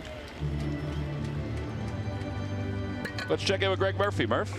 All right, thank you very much, Tom. This date in baseball history presented by Geico. We go way back. May 1st, 1883, the National League Baseball returns to the city of brotherly love as Philadelphia hosts its first National League game since 1876. The Philadelphia Quakers, after holding their first spring training at Recreation Park, opened their regular season there, bowing to the Providence Grays 4-3. Tough one. Tough loss. That is a tough one. You go back now, and they wouldn't lose that game today. No, they'd win that. Here's Alfaro with Williams on deck. Tell you what, Murph's going back to ancient history, isn't he? Yeah, he is. He's digging deep. Got to dig deep. I spent all morning on that. While you were eating your fruit plate. Yeah. Jealousy's an ugly emotion, Murph. I can't help it you couldn't hit. Oh, now that's funny. See if I help you back to your hotel room tonight. That's right. It is a chore. Hey Murph, I think you need to get one of those you know those things they have for kids, or like leashes. That's what he needs. With you got to put one of those on me so I don't get lost. John, I think that's an excellent idea. Oh, that's so great. Come on, John. Come on, John. No balls at 2 strikes. Swing and a miss. Alfaro strikes out, and Nick Williams is coming up to pinch hit for Eflin, whose night is going to be done after 6 innings. Well, maybe our powerful pinch hitter can do the same as theirs. He does have that swing.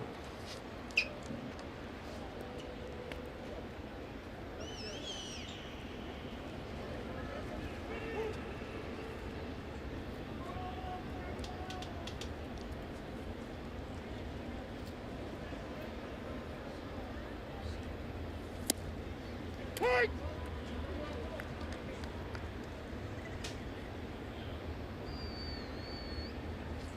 think he's a little upset with himself that he took that one. He's going to get another one, I would think. Pulls that one, a base hit it to right center field. He was thinking about 2.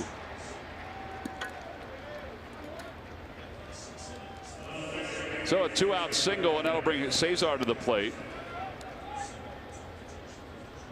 Pinch hitters are doing good tonight. Pinch hitters are doing it tonight.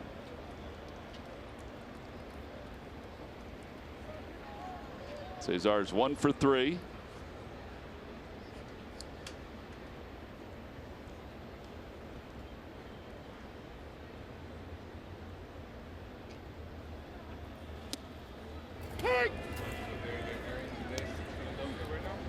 How badly did Nick need that hit?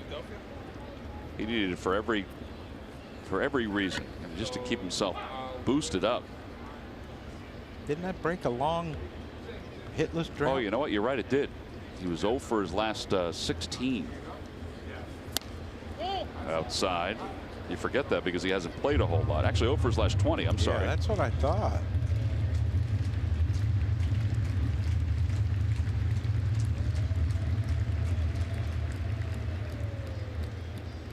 Hopefully that's the start of something good for Nick.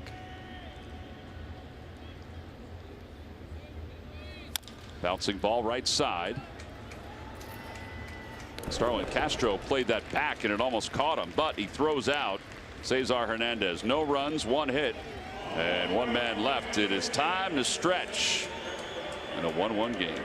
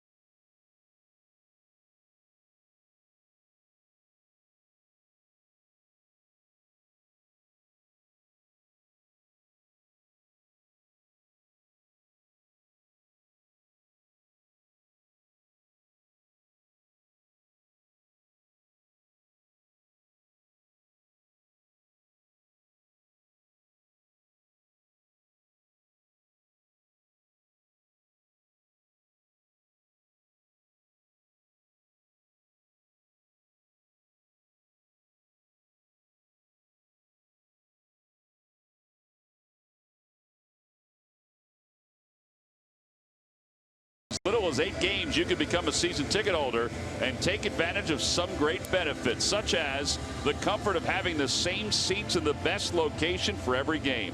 Go to Phillies.com or call 215-463-5000. Home half of the 7th inning. They're stretching and dancing here at Marlins Park. With their 2008 World Series champion shirt on. Oh, yeah. I haven't seen that one. I've seen the hat. Gave those hats out at the end of the World Championship. Here's Tommy Hunter. He'll take over for Eflin.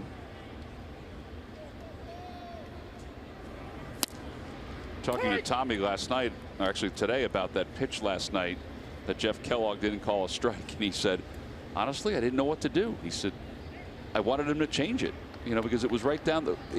He looked at some of the percentages as Castro loops that one into right field, and he said the percentages read that that was a 99% strike. Yeah. I mean, there's only one person in this world that thought that was a ball, that saw that pitch, and sadly, it's the only one that matters. Yeah.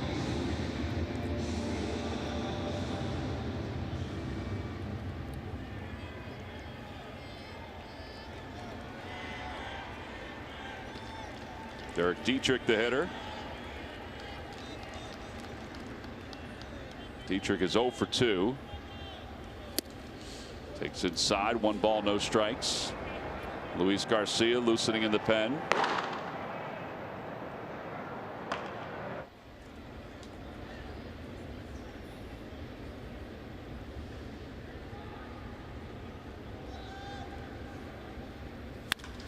Fly ball center field. Odubel's going to have room. Tagging it first is Castro, and he'll just draw the throw. Odubel does a nice job getting that throw in. Tell you what, that was about as fundamentally sound as you can catch a ball, because he doesn't know what Castro's doing, but he assumed that he was going to. He didn't assume anything other than, I need to catch this the right way and get it back in. Now watch how he goes back on this ball, but watch him get his momentum coming forward, because he has to anticipate that possibly Castro is going to be tagging. He catches the ball coming in. As soon as Castro sees an outfielder start catching it coming in, he has to hold. If he catches it going drifting backwards, he might take a shot and go. Beautiful fundamentals by Odubel Herrera. Anderson takes outside, 1-0. Andy Abad is here. He's the Phillies outfield coordinator for the minor leagues. I've known Andy for a long time, and Andy was a very good outfielder in his own right in the Red Sox organization. And Andy was talking about Odubel today, and just how special he thinks he is. You know, we were talking about Altair and how Altair is a center fielder with his ability, and he agreed with that. And I said, you know, Odubel has played well. He has had a couple lapses, and he said, yeah, he goes, he just is a special ball player. And who does have some lapses. He does, but he also hasn't been playing outfield for that long, has he? No. He's a second baseman. Yeah, because I talked to Ron Washington. He had him in the Texas organization. Back toward the middle, off the mound, into center field. And Anderson has another base hit. That's his 4th hit of the series. First and second with 1 out. But you see what that does, what Odubel did. If he drifted on that ball, Castro tags, you know, now it could be possibly a 2-1 game.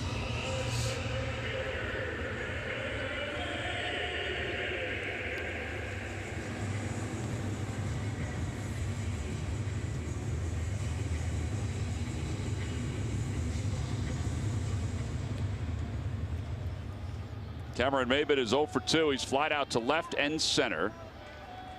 Let's see if the Phillies can roll a double play ball here.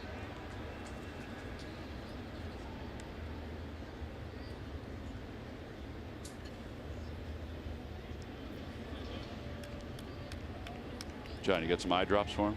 Well, I might in my bag.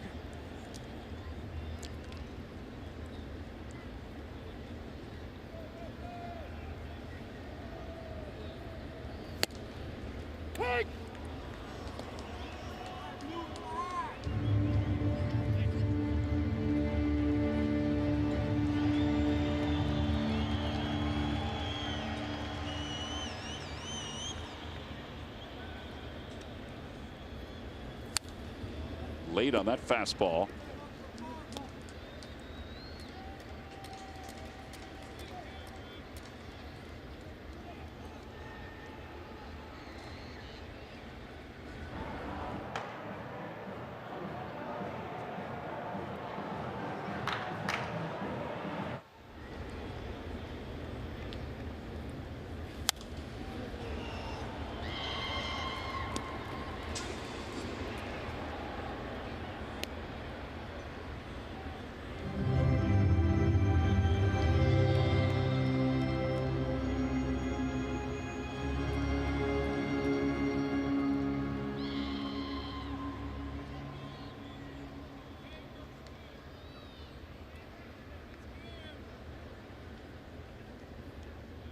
Swing and a miss.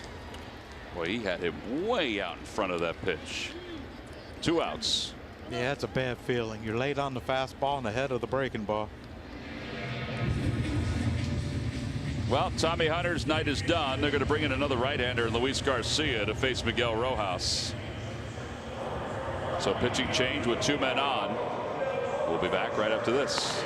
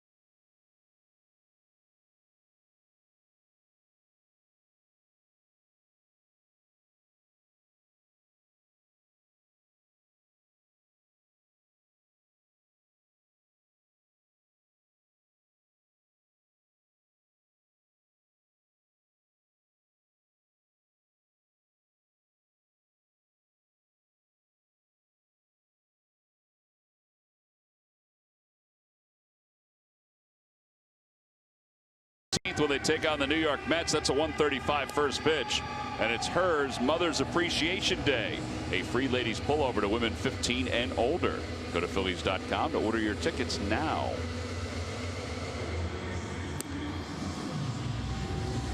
Well, as we continue on here in the bottom of the 7th inning, Luis Garcia will take over to face Rojas.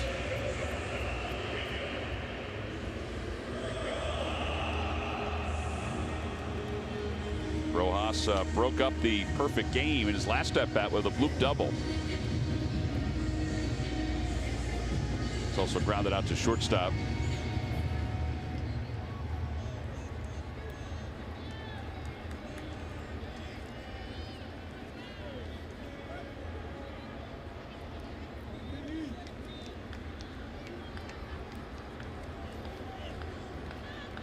You like the Garcia matchup against Rojas? It must be that. Yeah, I mean, there must be something about him. Slider that missed inside. Tommy Hunter looked pretty good his last batter he faced. Yeah, I don't know if there's a. There has to be. Yeah, there has to be some kind of a pitch selection. I mean, he does throw the cutter. Hunter does. They're trying to work away.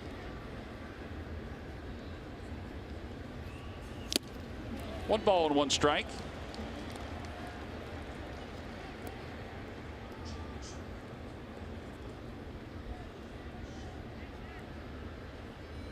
Tommy did pitch last night. I don't know if pitch count has anything to do with it. I don't think so. He has the ability to work back-to-back nights.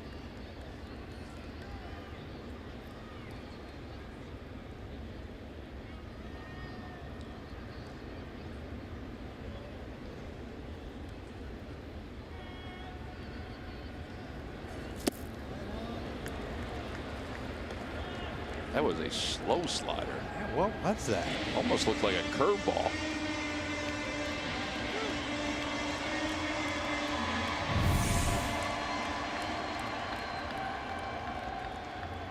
Whatever. I've never seen Luis throw that one before at 83.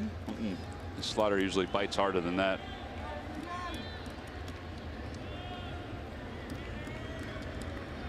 Runners take their lead in the 1-2 pitch. That one short hopped the plate.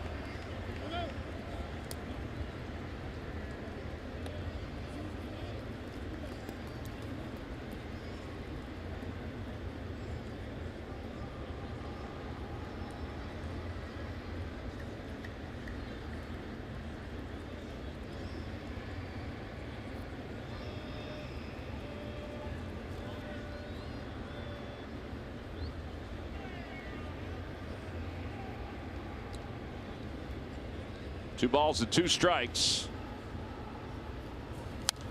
He pops it foul.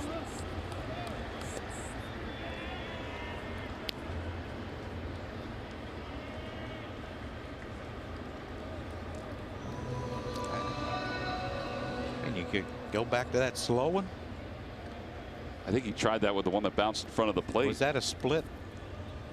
The last pitch or the one? No, the one that bounced. I think the one that bounces a split. Yes.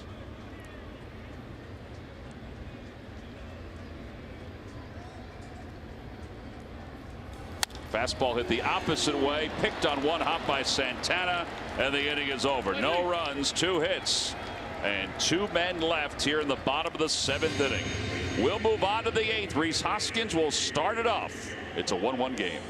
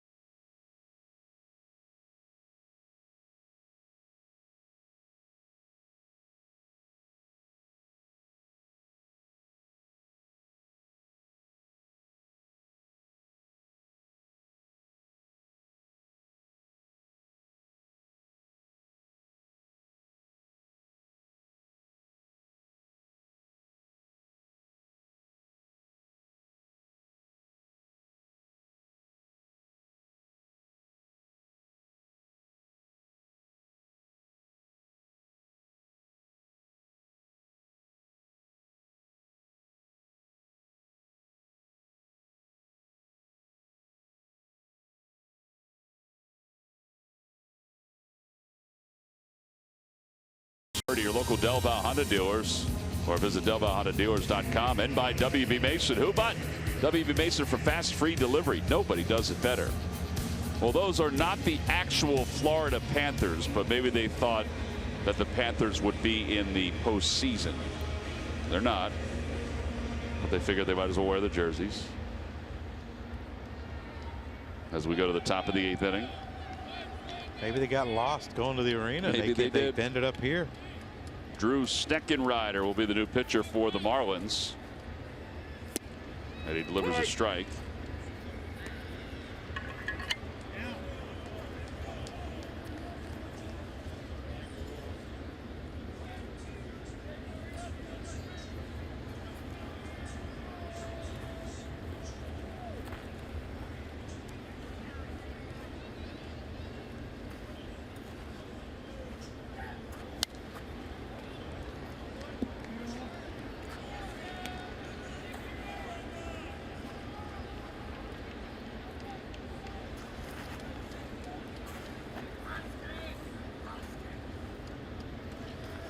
Get yourself another one, Rhys.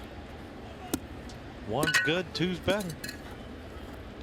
Is that ring in your ear when they knock that thing, Yes. that weight off the bat?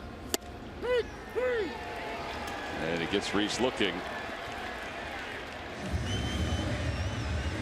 How many times we see him strike out looking last year? You ever see him strike out twice in a game? Not like this. I mean, I think what you said. I mean, he had the double before, but there's a little guessing going on. This is 3 pitches.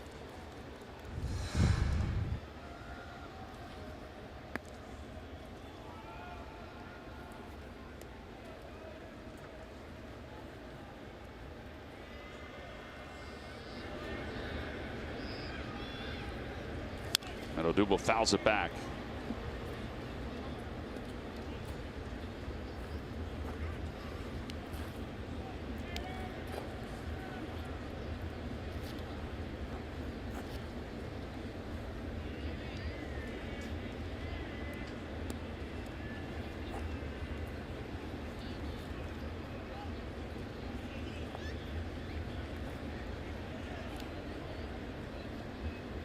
Dubo's got to get back. He's had 2 swings where he's trying to go deep. 3-0 and 3-1 his last at bat. Now 0-2. Now he's got to get back to just putting a good part of the bat on the ball and not worry about where it goes. Adam Morgan warming up in the bullpen.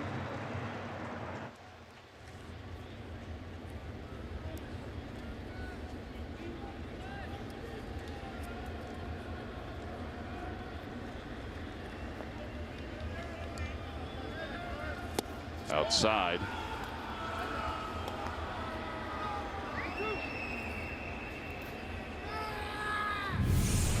Odubel helping his cause.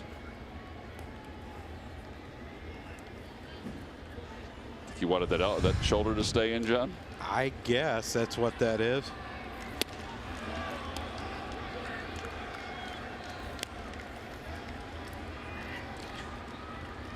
I can see where if you're sitting in that other dugout, you can get perturbed with him, but there's always a player. Always. Every team has one.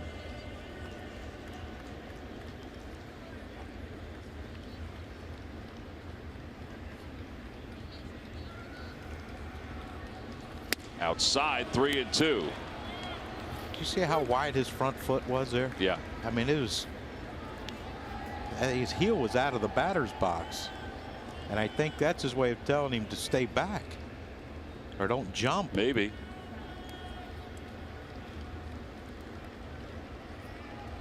See where it goes now. Yeah, now he's completely in the box.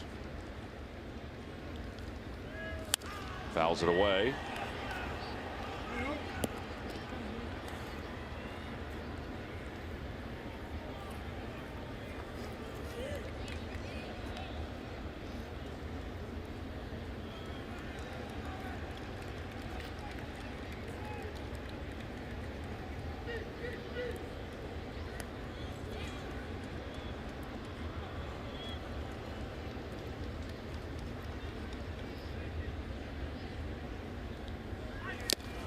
Got him.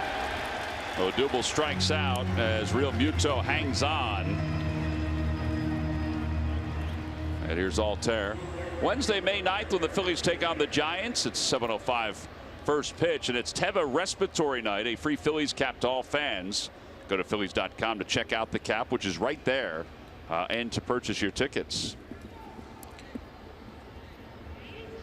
I'm not going to be there. You get me one of those? I will. I love those hats. The truckers hats? Yes.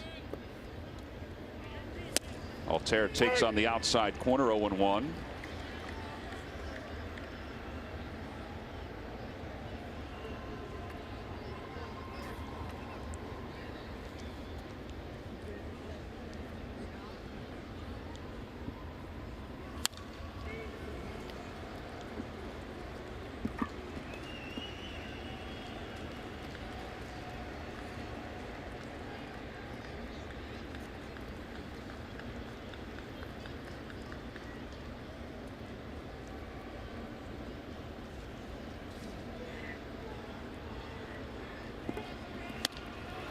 And Altair is down on strikes, and it's a 1-2-3 inning as Steckenrider has just struck out the side in the top half of the 8th inning. All right, so now on to the bottom of the 8th inning. It's a 1-1 game.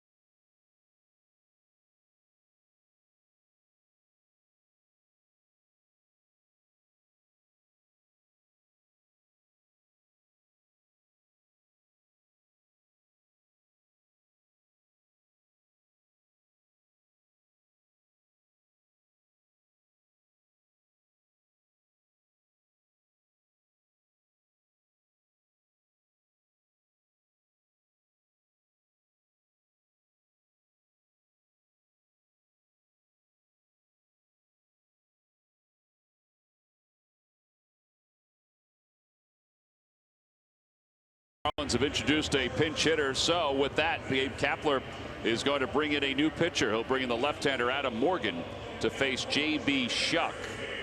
So a pitching change here at Marlins Park. We'll be back right after this.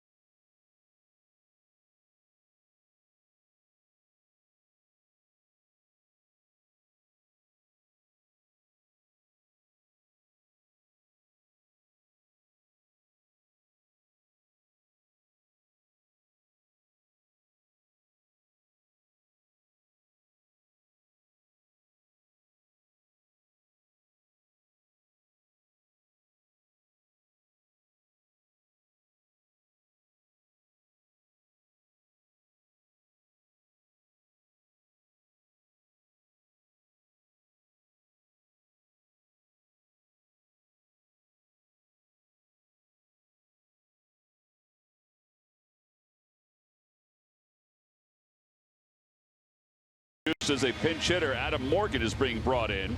Every time a Phillies pitcher records a pitch of 95 miles an hour or more, Comcast will make a contribution to Phillies charities. Phillies baseball is brought to you by Xfinity, the fastest internet in Philadelphia. So Adam Morgan, who has an ERA of 2.79, is on to face Shuck, and then Justin Bour is after him. Louis built up a sweat on that warm-up. And the one out that he got to finish up the seventh. And Shuck takes a strike. It's 0-1. I think the thought is that Gabe Kapler knows that Don Mattingly won't burn another pinch hitter because he only has 2 more left, including the backup catcher. So by putting Morgan in, he's got lefty on lefty here and lefty on lefty with the next hitter too.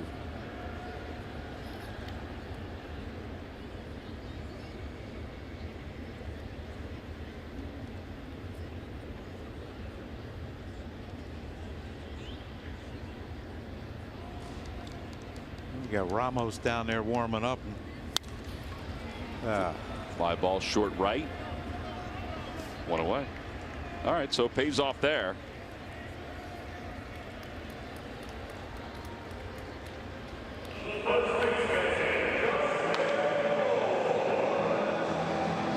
There is Ramos. You wonder, even if Adam can get Bour out here, you wonder if he'll bring Ramos in to face Real Muto.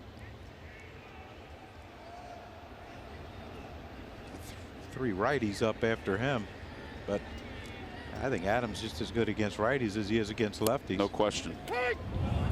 Back of the 6th inning, Justin Bour tied this ball game up. One of the only mistakes that Eflin made, he was fantastic in this game, but you make a mistake to this big man and that's what can happen.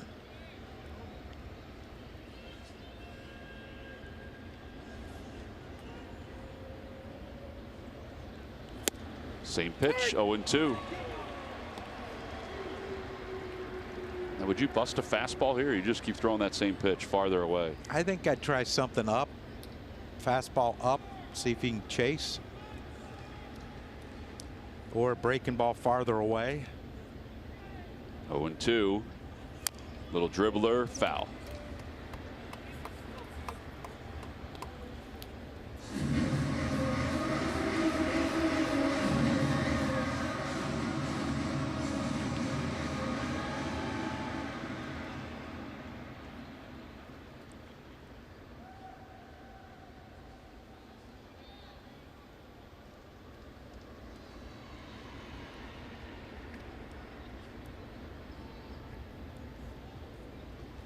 got him. Threw him a breaking ball. And there are 2 outs. And here comes Gabe Kapler. So they are going to bring Ramos in to face Real Muto, as John alluded to. So Morgan gets both hitters he faces.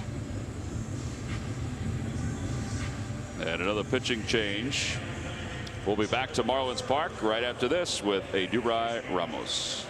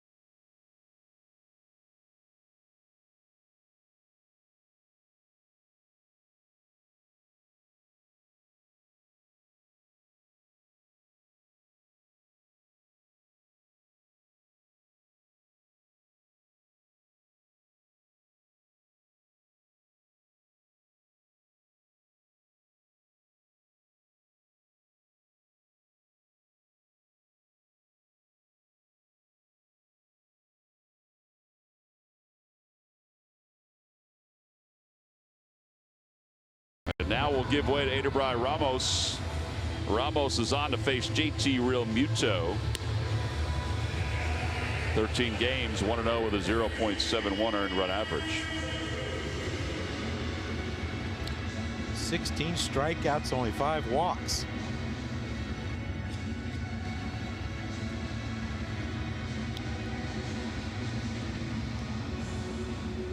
Got to get this to the 9th inning in a tie game. Then hopefully the Phillies can get something against the hard-throwing right-hander Teheran Guerrero.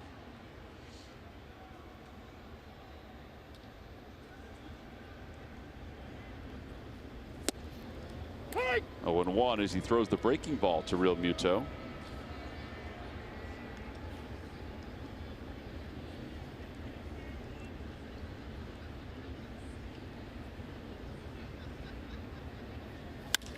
Fly ball center field.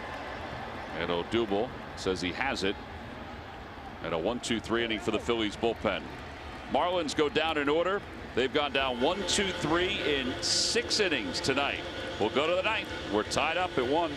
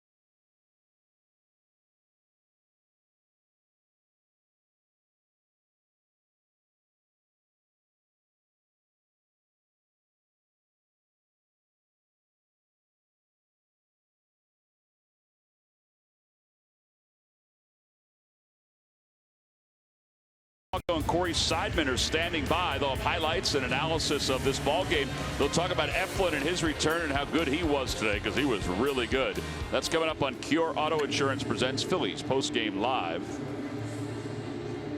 Ben Simmons made it to the game. Yeah, it was nice of him to show up as they prepare for Game 2 against the Celtics. Little off day. Quick flight from Boston down to here. Well, here's Tayron Guerrero, who has a 4.40 ERA, but last night the way he was pitching, I don't know how anybody scored any runs against him. Yeah, he topped out at 102. Yeah, it was the fastest pitch in baseball this year. Jordan Hicks of the Cardinals had the previous quickest. That was on opening day. It was 101.6. Well, it's like Hank Aaron said, you can time a jet coming through the strike zone. Let's see if Santana can do that here. 3 infielders on the right side, and he bounces it left side. It's a fair ball down the left field line, and Santana hustling to second. Dietrich's throw not in time, and a headfirst slide, and the Phils have the go-ahead run in scoring position. And man, oh man, that had to feel good.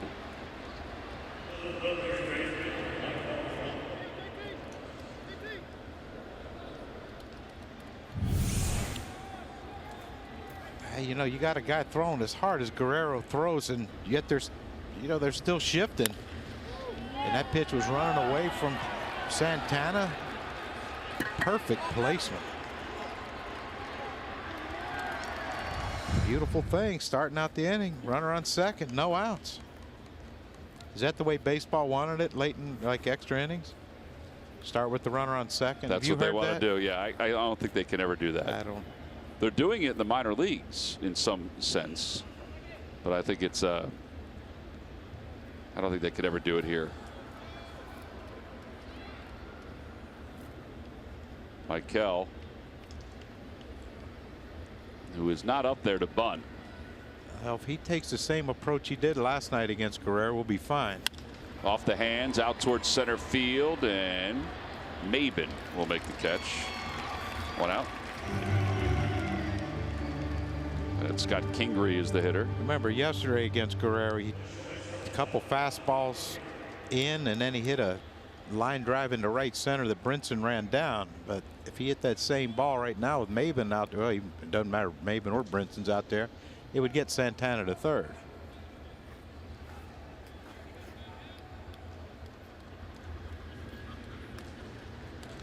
Well, Carlos got him one. Reese got him one. Let's see if Scott Kingery can get him one. 2-3 guys coming in struggling offensively.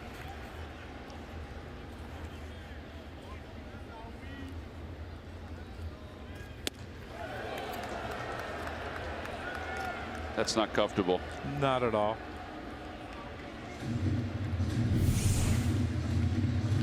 Zoop.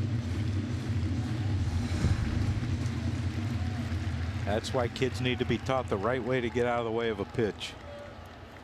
And that was the right way. Yeah, too many turn in.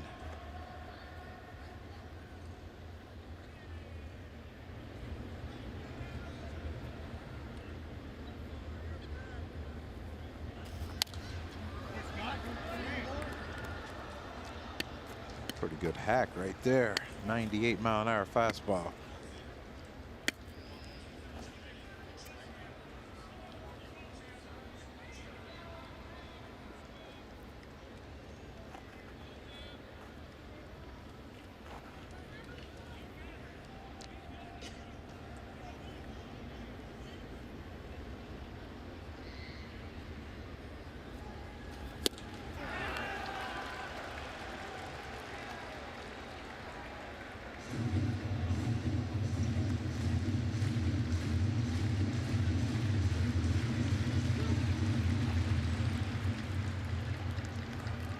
If you're Guerrero and Real Muto right here, you got to go back out there fastball away. I would agree with that.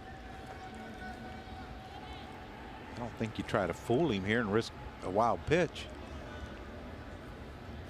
Oh, he hit him. Oh man. 98 miles an hour, and I think it got him somewhere near the hands. Sean Fakasny immediately hops out of the dugout and heads out towards Kingery. Got him on the inside of his right arm. Hey, you hope it hit him more in the forearm area than down by the wrist. Looks like he's looking up above his elbow.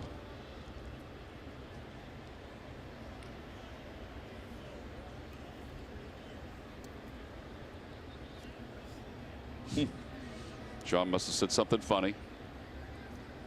All right, so first and second now with one out. Oh, yeah, right. Yeah, right in the elbow. Yep.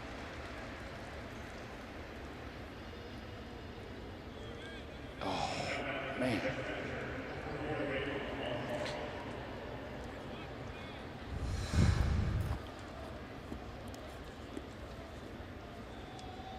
Man.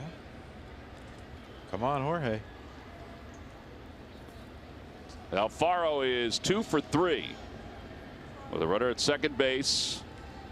At the top of the 9th inning, it's a 1-1 game. Check swing. He Wentz as the home plate umpire.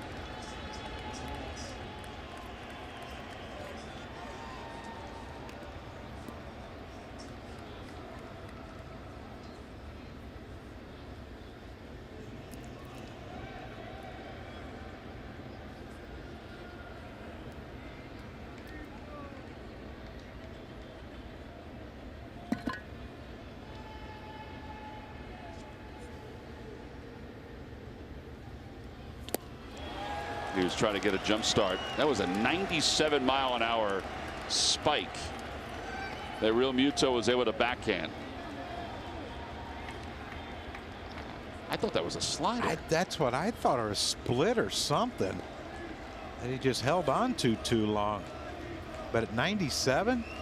That's what the gun said.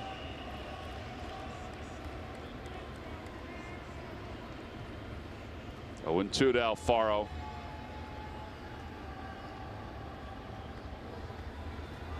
Got him. 85 on that slider. 2 outs, and Pedro Florimon will come up as a pinch hitter at the top of the 9th inning.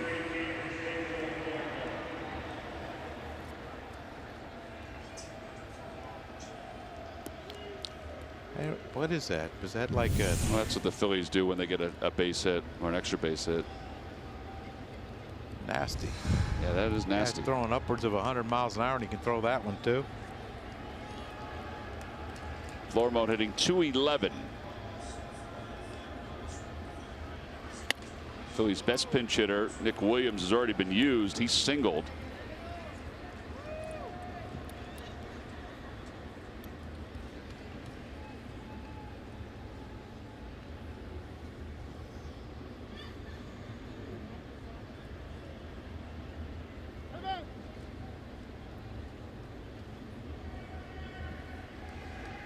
Well, a ground ball to left field will work. Sure will. From an arm standpoint, Dietrich does not have a great arm out in left field. Mabins is average. Anderson's a little above average, but he is still learning relearning how to throw from the outfield. 1 ball and 1 strike to Florimon.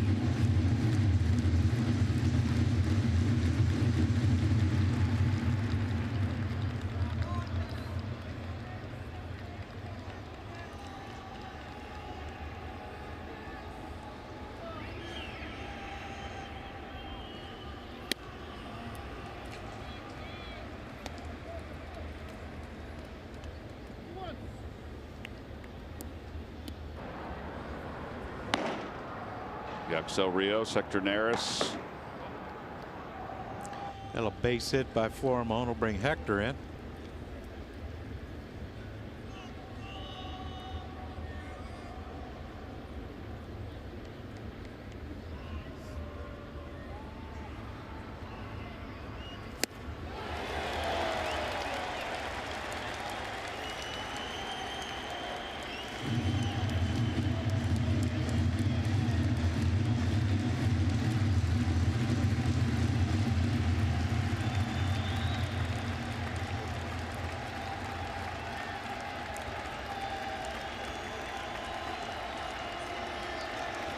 Two balls and 2 strikes.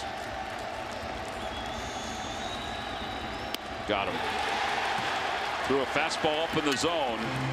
No runs, 1 hit, and 2 men left for the Phillies here in the top half of the 9th inning. It's on to the bottom of the 9th. We're all even at 1.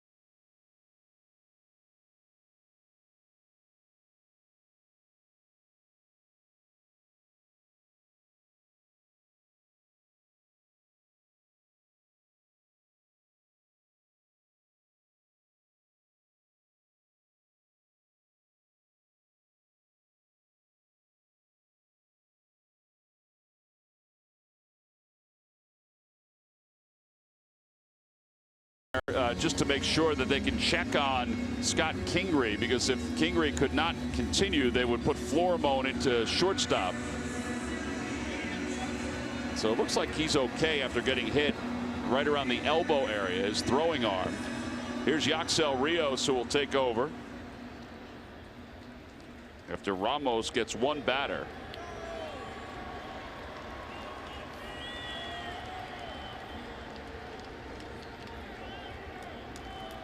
So Rios on here in the bottom of the 9th inning in a 1-1 game, and Martin Prado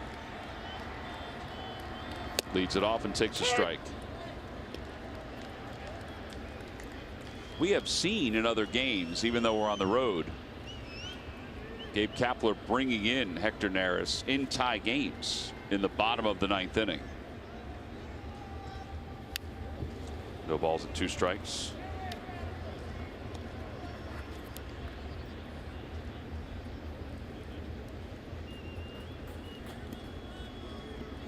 Aren't we short a guy in the bullpen? Is on our Hutchinson is available and Curtis is available. So you have Neris, Curtis, and Hutchinson. I think we had an extra guy.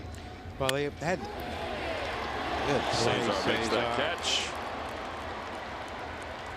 One out here at the bottom of the 9th inning. I know on a thing that they send out, they had Eflin in the bullpen. That'd be a neat trick, wouldn't it, to bring him back? Martin Prado never met a fastball he didn't like, but unlucky. Lucky for us, unlucky for him. He hits it right at Cesar. And now Castro, who is 1 for 3. He's flied out twice and he's singled to right. Good pitch, 0-1. Thinking fastball, he threw him a hook.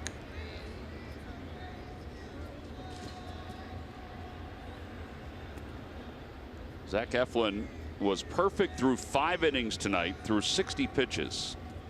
And then allowed a leadoff double in the 6th inning and then a pinch hit home run to tie the game up at 1. And he lasted 6 before he gave way to his bullpen.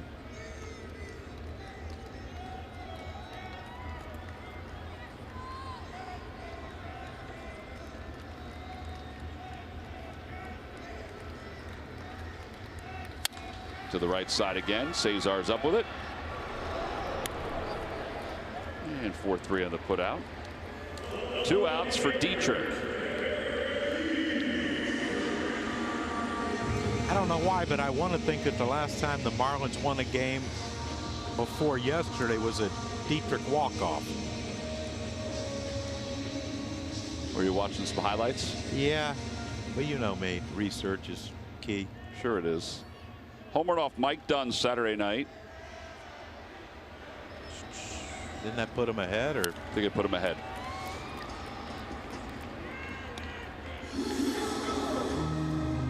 Against Colorado. They've won 3 straight, including that one.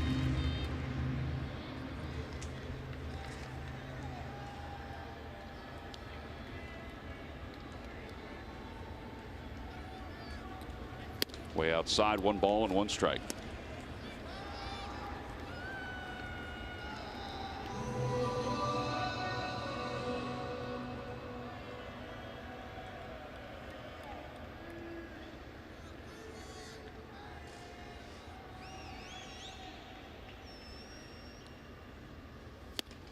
One and 2. Oh, Rios velocity. I think it's been a jump up this year and a pleasant surprise. 97. Yep. I also think that it also benefits him. He's so long that his extension to the plate is. It's got to jump on you quick. Yes.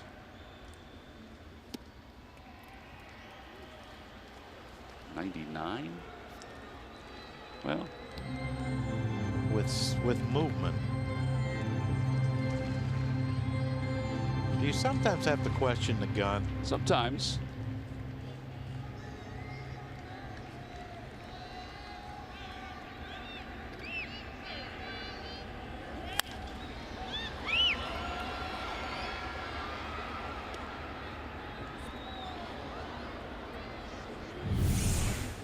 So his extension is 6 feet when he releases that. So that's 54 feet 6 inches at 97 miles an hour. So the reaction time would be, you better be quick. Better be quick. Or start early. 2 balls, 2 strikes. Then you're vulnerable to the breaking ball. Got him. Yaxel Rios works a perfect 9th inning and picks up a strikeout to finish it off. So it's time for extra innings here in South Florida. Top of the order is due up with the Phils, and the Marlins tied at 1.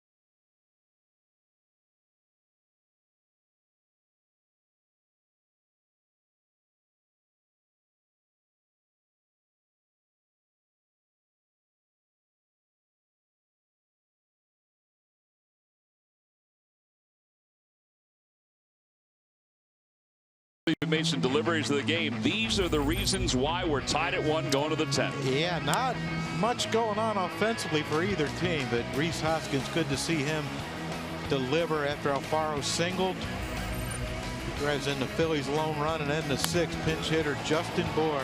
Zach Eflin was so good up to that point. He made one mistake, and Justin Bour, the big man, hit one out of the ballpark and tie it up. And those are our deliveries of the game, brought to you by WB Mason. All right, Johnny. Well, you're not going to get to South Beach as early as you'd like. Is that it? That's it. Huh. See, there's a lot going on there. Too many people. Here is Junichi Tsuzawa, who will take over for the Marlins. Isn't that what wasn't that Yogi's line? Nobody goes there anymore. It's too crowded. Yeah. And if it wasn't, it sounds like a Yogi line. Tsuzawa to face Cesar Hernandez to start this inning. Cesar, first pitch is in the air to center. Can of corn for Cameron Maben, 1 out. And here comes Rhys Hoskins. Phillies and the Marlins played the first 9 innings of this game at about 2 hours and 35 minutes. And now as we go extra innings,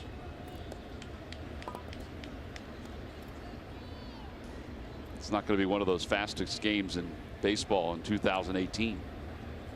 It would have been.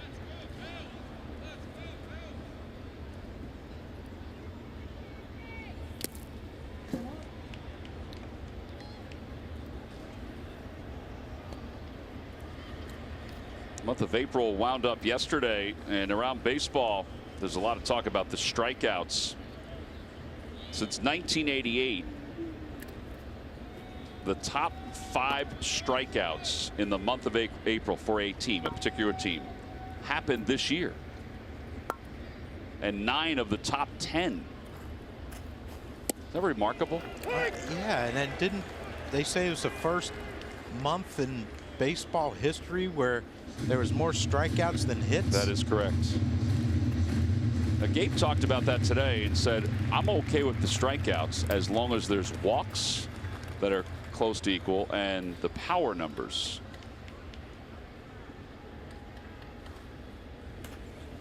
Outside, 2-1.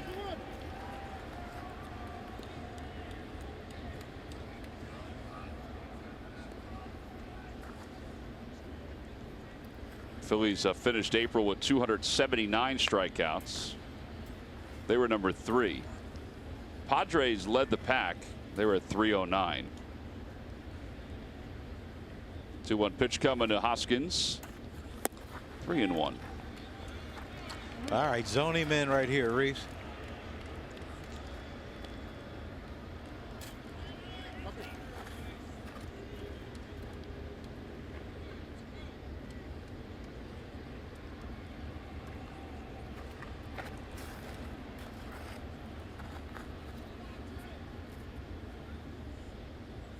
Outside, ball 4. So Reese does get a walk. It's his second time he's on base tonight.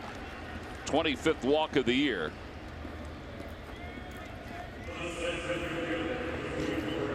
Surprised Tsuzawa went with the breaking ball there. And he kept on working away, away. This could set up a first to third situation with Odubel if that's his arm slot. Middle end. Away to righties, into lefties.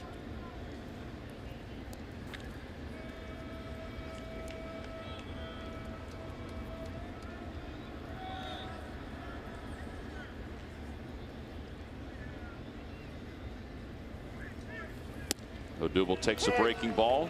0-1. That ball really broke. Yeah, it did, but that's you know, I know Odubel was selling out fastball all the way. You can tell by his body, his feet especially, what they were doing, but that's a real good pitch to pull. Utilize that hole and get Hoskins to third. Hit it hard enough, you might score him. That's a shallow right field. Castro is under it. Yeah, there are 2 outs.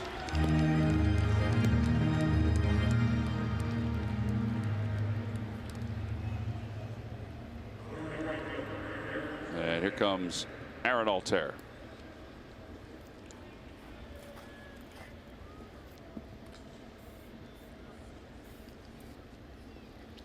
It seems like after they gave Odubel the green light against Garcia 3-0 and he swung real hard. He's kind of been swinging real hard the rest of the night.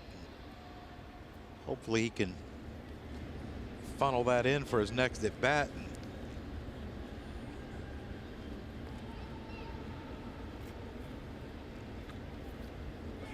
Outside 1-0. I think they're going to be careful with Altair here. Although you don't want to put the go-ahead run into scoring position. But he's had some good swings tonight. Particularly the second at bat where he flied out to the fence in left center field 410 feet away.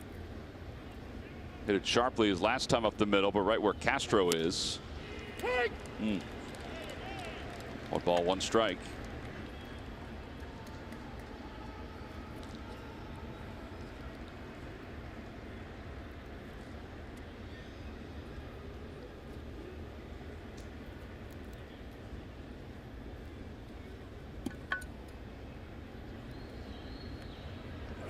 Back toward the middle, a base hit.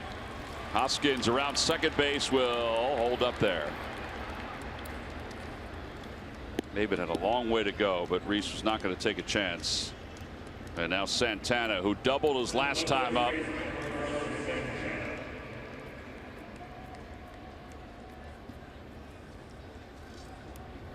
All right, so this is the increase in strikeouts, combined major league per game averages.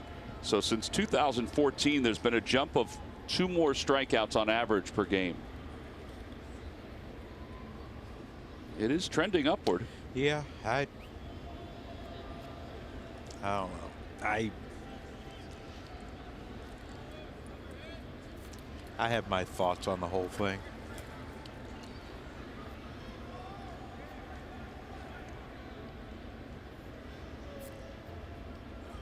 Your thoughts, though, are that there are too many. Way too many. Yeah.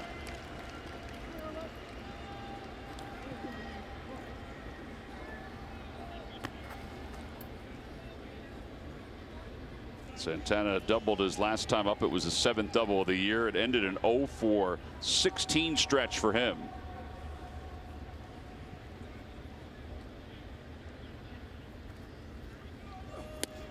Down low, 1 ball, 1 strike. Are walks up around baseball? I do think. I think that's the biggest difference from when I played to now. Is you know, 90% of the time, if you got 3-1, 3-2, you're going to get a fastball. And that, I mean, you saw it here with That's different with now. Hoskins hitting. You know, Tazawa threw him a 3-2 breaking ball to walk him. In the dirt, 2-1.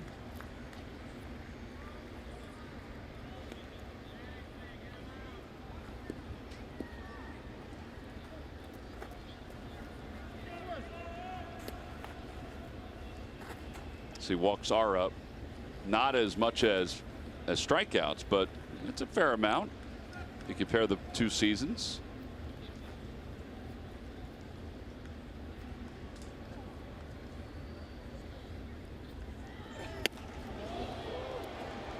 I just, you know, I just think if you're gonna, you know, I think hitters have to be a little more patient.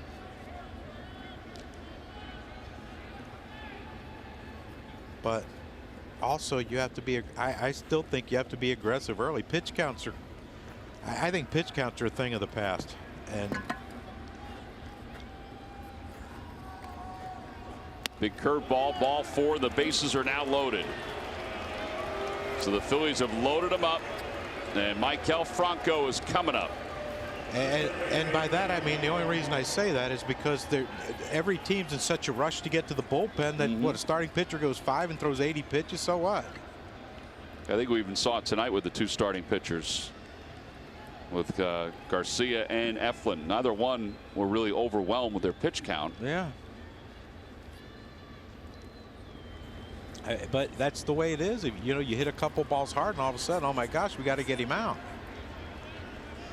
Bases are loaded, 2 outs here in the top of the 10th inning. Franco 0 for 4 tonight, leads the team in RBIs. And he swings at the first pitch and fouls it off to the right. And it's 0-1.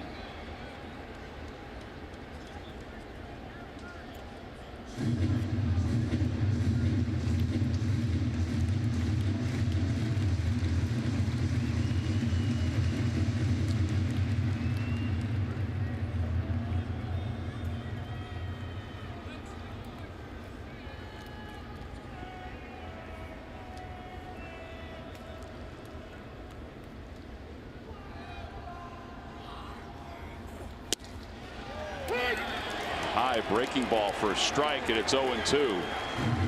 Michaela saying no way. He said that ball was high. Here's where, if you're Franco, you got to take a deep breath and step back in and get back on focus. You can't let the umpire upset you to where now you start chasing. Easier said than done, though. Bases loaded, 2 outs, no balls, 2 strikes to Franco. And a line drive caught by Rojas at shortstop. And the inning is over. Franco is not happy. He slams his helmet down. The Phillies leave him loaded here in the top of the 10th inning. We'll move on to the bottom of the 10th, tied up at 1.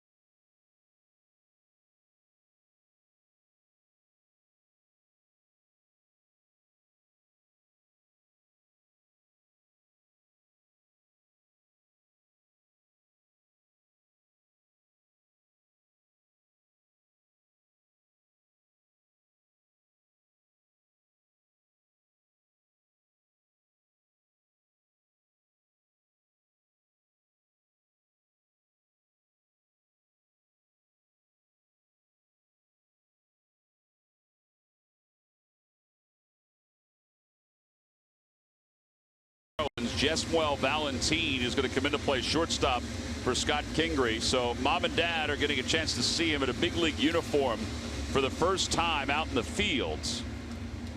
Well, I think that tells you that Kingery went in between innings and that thing probably got swollen and stiffened up on him because he's due to lead off the next inning. Yeah, I'm sure it was a precaution once the soreness grew. So Anderson leads it off against Rios in the home 10th. At a first pitch at the knees, 0-1. Home plate umpire, who we mentioned is a 30-year-old rookie, has been good tonight behind the plate. Well, here's a bad thing now because Kingery has to leave the game and Valentin has to assume his position. So Valentin will lead off, but that only leaves us with Andrew Knapp on our bench. Yeah, and Florimon is your emergency catcher, so you've already used him. Well, Santana could use him.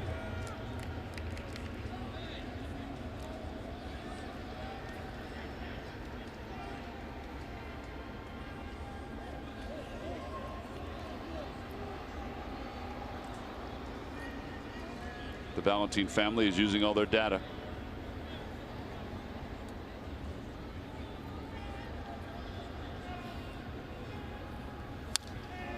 One and two, 98 on that fastball.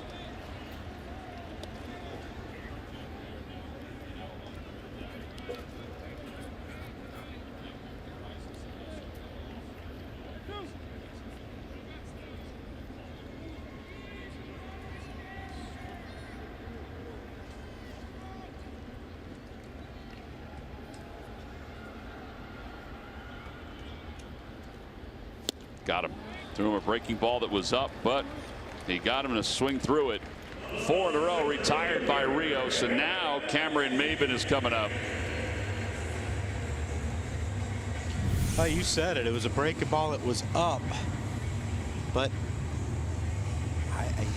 man, we're lucky there. Yes, sir. I can't even make up why he swung and missed that one, other than that we're lucky. We got lucky. Here's Maben. Maben is 0 for 3. inside. How about this? This is only Maben's 4th at bat. We're in the 10th inning. That's how good Zach Eflin was, and the relief pitchers have been too. Relievers are retired 9 straight. Uh-oh.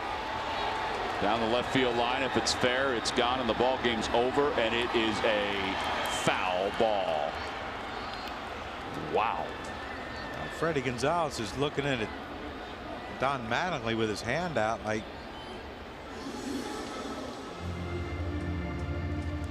I don't guess they're even going to look at it. Wow. Saw Freddie look in the dugout, put his hand out like.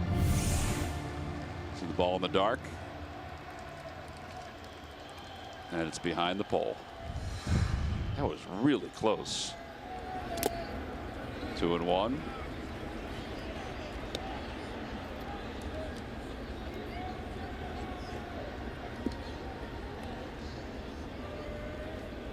Game inches. Seriously.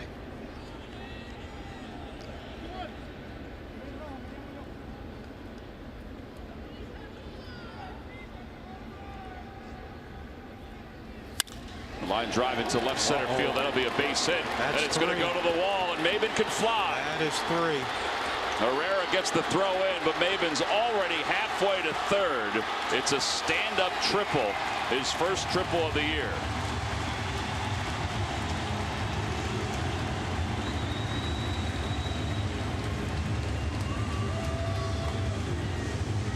Odubel was way over toward right center field. Not much you can do about that. No. He just hit it past the shifts. So Rojas is up. They're going to walk him. Rivera is the on-deck hitter as a pinch hitter.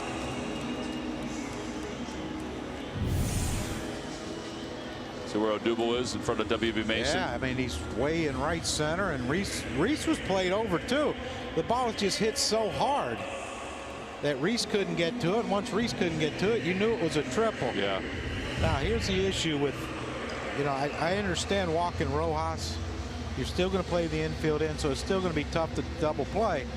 But you're still going to have, you know, unless Rivera hits into a double play, we're still going to have to face Bohr. Right, and they're not set up for 2. I mean, they're in. I mean, they could still turn it. It would be awkward. Yeah, I can't see it.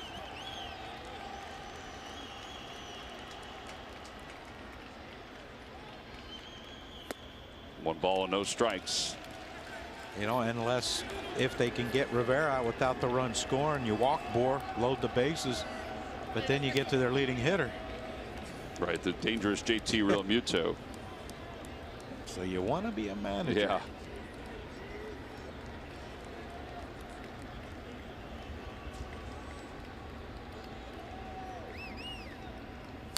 Fouled away. It's 1 ball, 1 strike.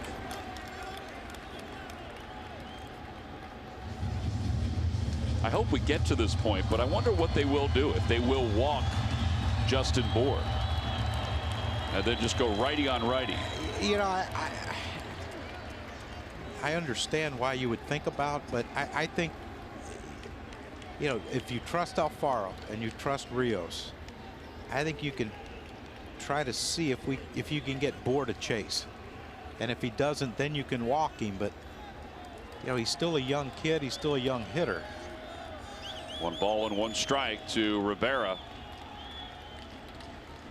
And a line drive base hit it to center field, and the Marlins are going to win their 4th consecutive game as they beat the Phils in 10 innings by a final score of 2-1.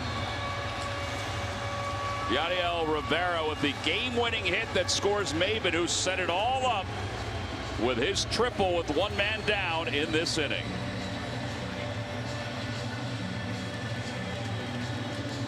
Well, as we said, we were hoping to get to the point where we would decide what to do with Bohr. But Rivera pops off the bench and wins it for the Marlins with his line drive into right center field. Now, there's nothing Odubel could do, and all Maben had to do was stroll on home. So the Marlins have won 4 straight. They've taken the first 2 games from the Phils. On a night where the Phillies starting pitcher had a perfect game through 5. And as it turned out, the Phils just didn't have enough offense to help out Zach Eflin.